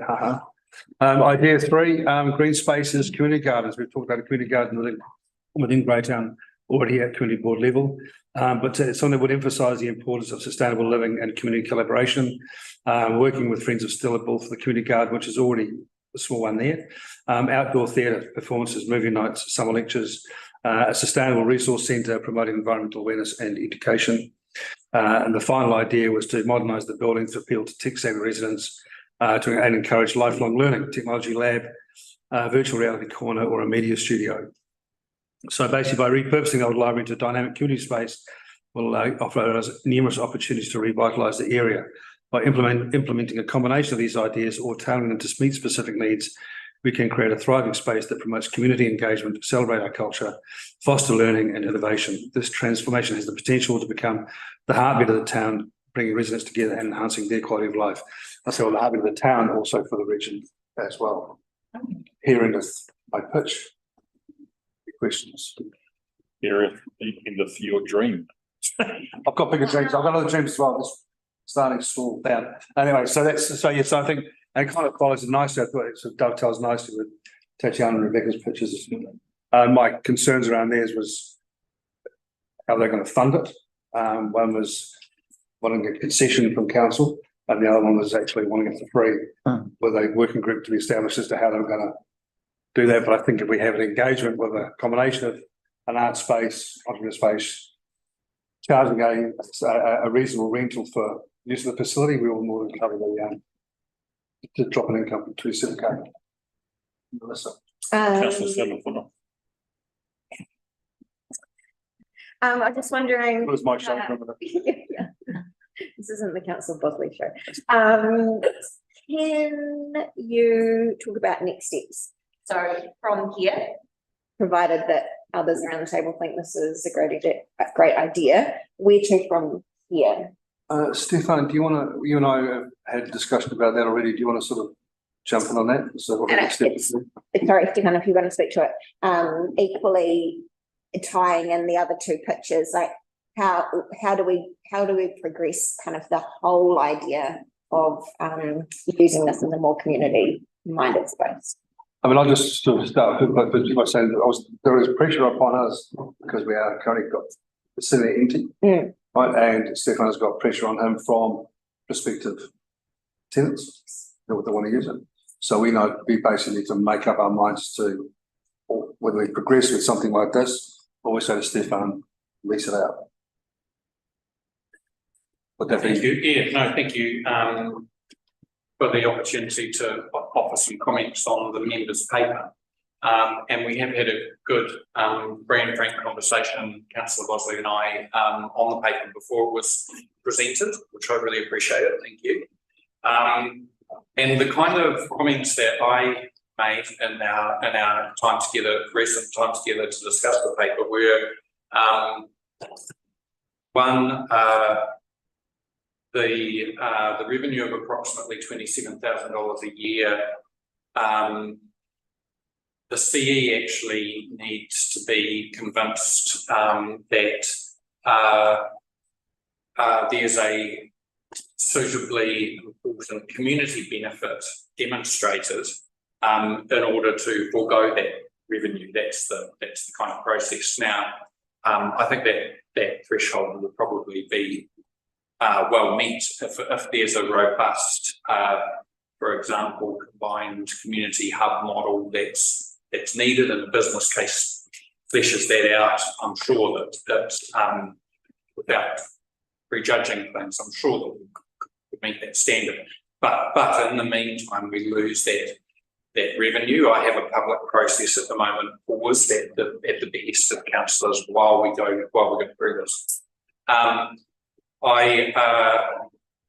Looking at it, and some of the things we need to know are what other venues are available, why this one, why this particular building, are there any impediments to the building being used in that way, what's the cost of fitting it out, staffing it, maintaining it, and where do those budgets come from. Another thing we mentioned was how do we determine what the community actually wants? Like, obviously this has to be derived from community need. Is there some form of public engagement needed in order to understand that? And of course we have to run a fair and open and transparent process. So we had two submitted here today who gave wonderful presentations, but I'm sure there will be another 50 people who have similar wonderful ideas. And so how do we make sure that we run a process that's very open and transparent? Now, all of this leads me, and this is what I said to you, Councillor, all of this leads me to think that this is a separate LTP project. And my sense, and I may have this wrong, but my view of it is that what you're actually doing, Councillor Bosley, is pitching this as an LTP project to your colleagues. To do it prior to that would mean having to come up with unbudgeted expense to run a scoping study that went over all of those things and came up with a draft business case, or at least a draft proposal. So my sense was that this was LTP, but I could have that wrong. That was just my view of it. Thank you. Did I not ask? I may not. No, you did, and then you raised some more questions. So just two quick questions of you. One is, you said you paused the public process for tenanting this. Yep. Did you pause that with applications in already for use? You did. Commercial tenants. Councillor. Not wanting to interrupt you, but there is the option while we work through this to have people use the facility for temporary purposes, so they can do exhibitions, pop-ups, and that's quite a nice way of it being used while we go through our process. So it doesn't have to stand idle. Yeah. we'll still have it. And then just a quick question of you, councillor Bosley. The four sort of prompt ideas that you have raised, did you envisage that those would be council run? For instance, Papawai Cultural and Historical Centre, did you imagine that that would be a council run facility? Or are you more prompting that this space has the ability to be many things, and again, we would run a submission type situation where people may submit an idea similar to this or another that be used. Did you want to say something first, or do you? Oh, no, I was just going to say this, it may actually be a prompt too, because I'm not sure, have you gone out to Papawai or no? So I mean, this is just an idea, but I would say that anything to do with this would either would have mana whenua guidance. It wouldn't surprise me if it becomes a place that people can go to learn about it and then go out to Papawai. Do you know what I mean? Like it's, yeah, or China thing. So then that way they see where the first Māori Parliament was. Yeah. New Zealand. We talked before in board level as well, that there is currently, like, there's nowhere within Greytown at all that you can go but Papawai. Just down the road, right? There's nothing, and we've talked before about putting something or some things in the town that would acknowledge that, even if it was just like information boards up where currently there's like real estate boards that have changed for 5 years, you know, but that actually sort of spoke to what the history of the area is. Something like a cultural centre, which would then be paying on the line, say, Cobblestone, whatever. That was unique, that would then be done in conjunction with Papawai, right? The other questions, I guess the other answers to your question would be, say in terms of like use of security space, that could feed into the Rangatahi strategy, the new strategy that we had, that's being implemented, that could be part of that. That could be run, so we talked about survey, you know, that could be added into some that they're doing in that space, that would be run from there.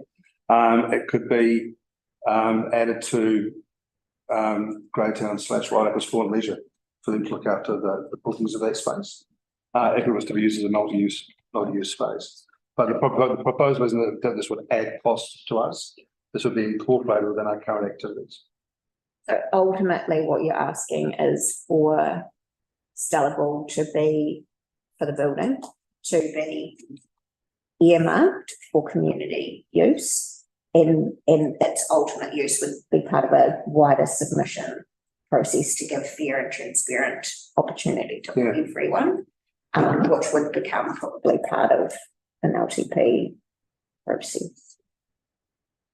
We from a management perspective, and I'm conscious I'm speaking here without having had consulted with my new CE, very conscious of that. But from a management perspective, we don't have the capability at the moment to run that kind of community process, because what essentially the paper does is it throws a very broad spectrum of ideas, but then there's an enormous amount of work, of course, to distill those, engage with the community, find one, and then take that forward to feasibility and business case, and that would have to be run by someone externally, and that would cost money.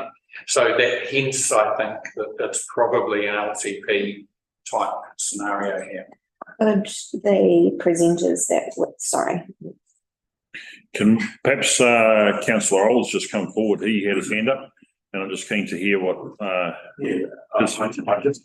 feedback, and then I have a question about process in terms of, and I applaud Councillor Bosley for bringing us through these initiatives.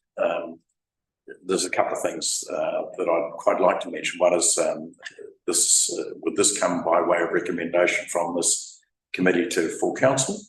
Because it does have financial implications as well, certainly from the loss of revenue in the initial stages. I think that was my key concern. Would it come to a full council for further discussion as a recommendation from this council? Yes. Through the chair, I think this is potentially an LTP consultation issue that would go in your consultation document. So you would, as a group, decide what those issues are that you want to consult on, and this may be one of them. It would require some ballpark numbers to be associated with each idea or combined idea to be able to give the right information to the public to feed back on that. And then obviously the decision then comes through hearings, deliberations and adoption of your ultimate plan. So it doesn't have to be an independent paper to council, it's part of the process. That's all. Thanks, Chair. Councillor Maynard and then Councillor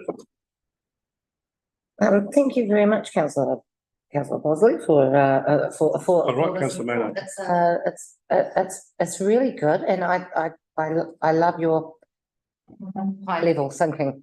I really appreciate this, and just the fact that there's, you know, you haven't come to the table with an idea, just one that we have to run with, because I see a lot of these tying in, you know, especially when it comes to things like being able to tie in the Stellable Park with the building. It's very difficult to do that when it's when we're leasing it out and just the building's being used.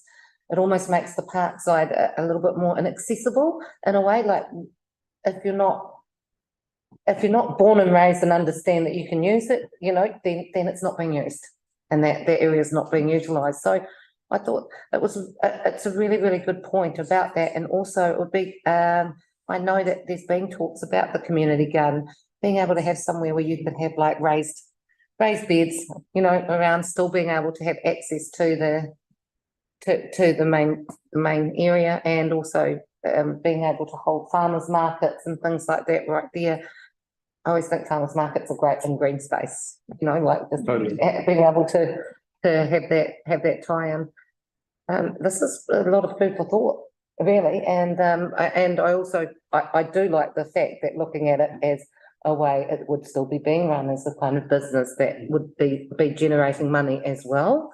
And I think that's really important because, you know, any of our council assets, like just using the Waihinga Centre, you know, I know that we have Tai Chi and things like that who pay to use the spot and things. So that, you know, being able to continue to generate that helps to alleviate the final costs of anything that we put out there.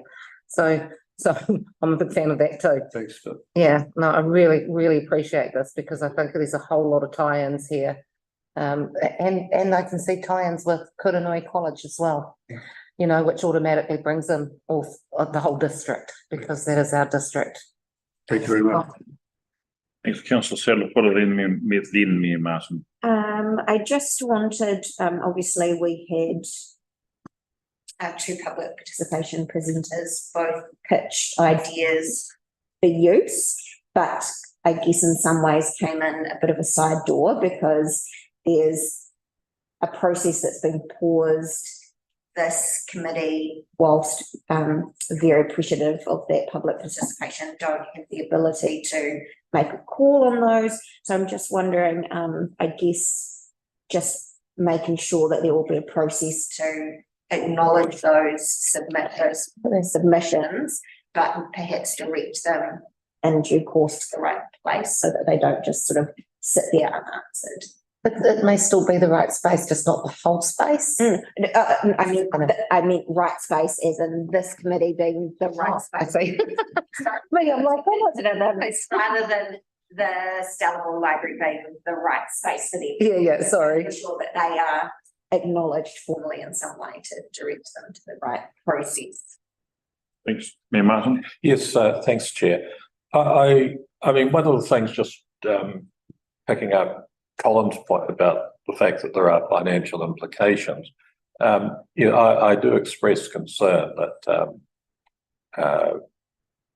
the previous CE permitted a lease to be terminated on the spot rather than insisting that it be carried forward to its agreed end of date, because that, I mean, some people say $27,000 is not much, but many others say in our particular circumstances, it's not a trivial amount, and we shouldn't be careless with sums of that size.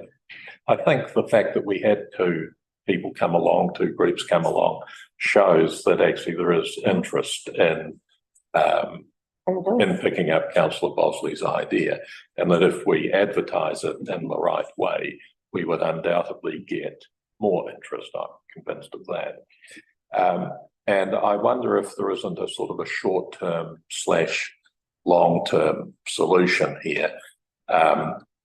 Because I think I did hear the artisans group saying that actually next weekend they've hired the building, and therefore they'll be using it. One of the things that happens if you go to the council's website and look up venues for hire, the old library isn't one of the venues for hire. No. And this seems to me to be a bit of an oversight, possibly, because again, if you walk up and down the main street of Greytown at the weekend, you'll find that every public space is taken. There's a lot of interest in various markets, displays, etc., etc.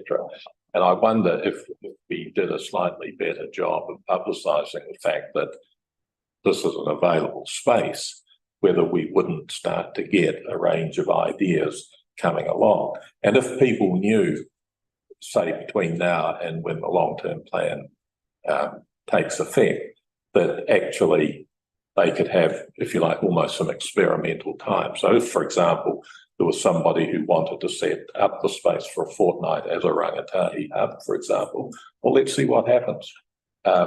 And ditto for a number of the other ideas there as well. And who knows what other ideas are there that didn't make it onto the page here. So I think we can do something right from now that gives us an opportunity, A, to generate a bit of income, and also to see what uses work in that space. Thanks, man. What about, okay, thanks, Mayor Martin. Just going forward, certainly agree with the idea of consultation and the long-term plan. But what about inviting the two submitters to present a business case? No, to Stefan and his team, because they're already. Chair, I certainly would welcome the opportunity to contact the two submitters and thank them for the presentation and for stimulating us in terms of ideas for the venue. And I can stay in touch with them as our process moves forward to make sure that they get an equal opportunity to bid, to be in the venue and to contribute their ideas to a process. But Chair, the thing that I need to be mindful of, that we need to be mindful of, is that we do offer that opportunity equally to everyone in the community. Now, His Worship has asked the question, can we advertise it as a venue? Well, that has been what we've been wanting to do all the way through. But the process that we've been using has been paused while we have this conversation and make decisions or preliminary decisions. So certainly, if our hands were free to advertise it as a venue and have temporary people using the venue for a variety of activities, that would be fantastic. And as long as it's not Rebel Sports, mate. But we would have to open that up to a competitive process to make sure everybody got the opportunity to be involved. Thanks, Councillor Wilcox. Oh, thanks, Chair. Yeah, just thinking and listening to a few things Martin was saying there, and just thinking about the two different arts ones. Oh, sorry, Martin. Wrong one. The two presenters today on it I quite like, especially Tatiana's, because it's old school teachings and that, like anyone, a lot of the other art these days, it's all digitally enhanced and whatnot. That's actually some really serious talent. When you looked at a lot of the things she was presenting on the slideshow, it was quite awesome to see. And she did mention she already pays a lease for what she set up in Wellington. So maybe she is one of those people that's looking to actually contribute to a lease to actually produce this. So I might reach out and see if I can have a bit of a yak to her myself and get a few more of her thoughts. She says in her presentation, sorry, that she would be asking for a concession of the lease to be able to make this studio sustainable. So, but. She's got amazing qualifications when you read her. Her background, Yeah, background's incredible. I don't disagree. I just don't think we're at a point where we can make a difference. Oh, I know that. No. Just a I thought. think if Stefan can start going venue for hire, we'll sign out on the lawn. What are the recommendations? So, Well, we are already hiring it, aren't we? Aren't they having the, But he's not actually actively going. so, we've got these existing recommendation to receive the, councillor Bosley's, report on Stella Ball and Old Library Building. That, Janice here has added a second recommendation to approve officers investigate short-term uses until June 2024. And then the third, recommendation is to request that officers to develop options to be included in the consultation document 24 to 34 LTP. Cool, I'm happy with that. So as who's going to move? I don't.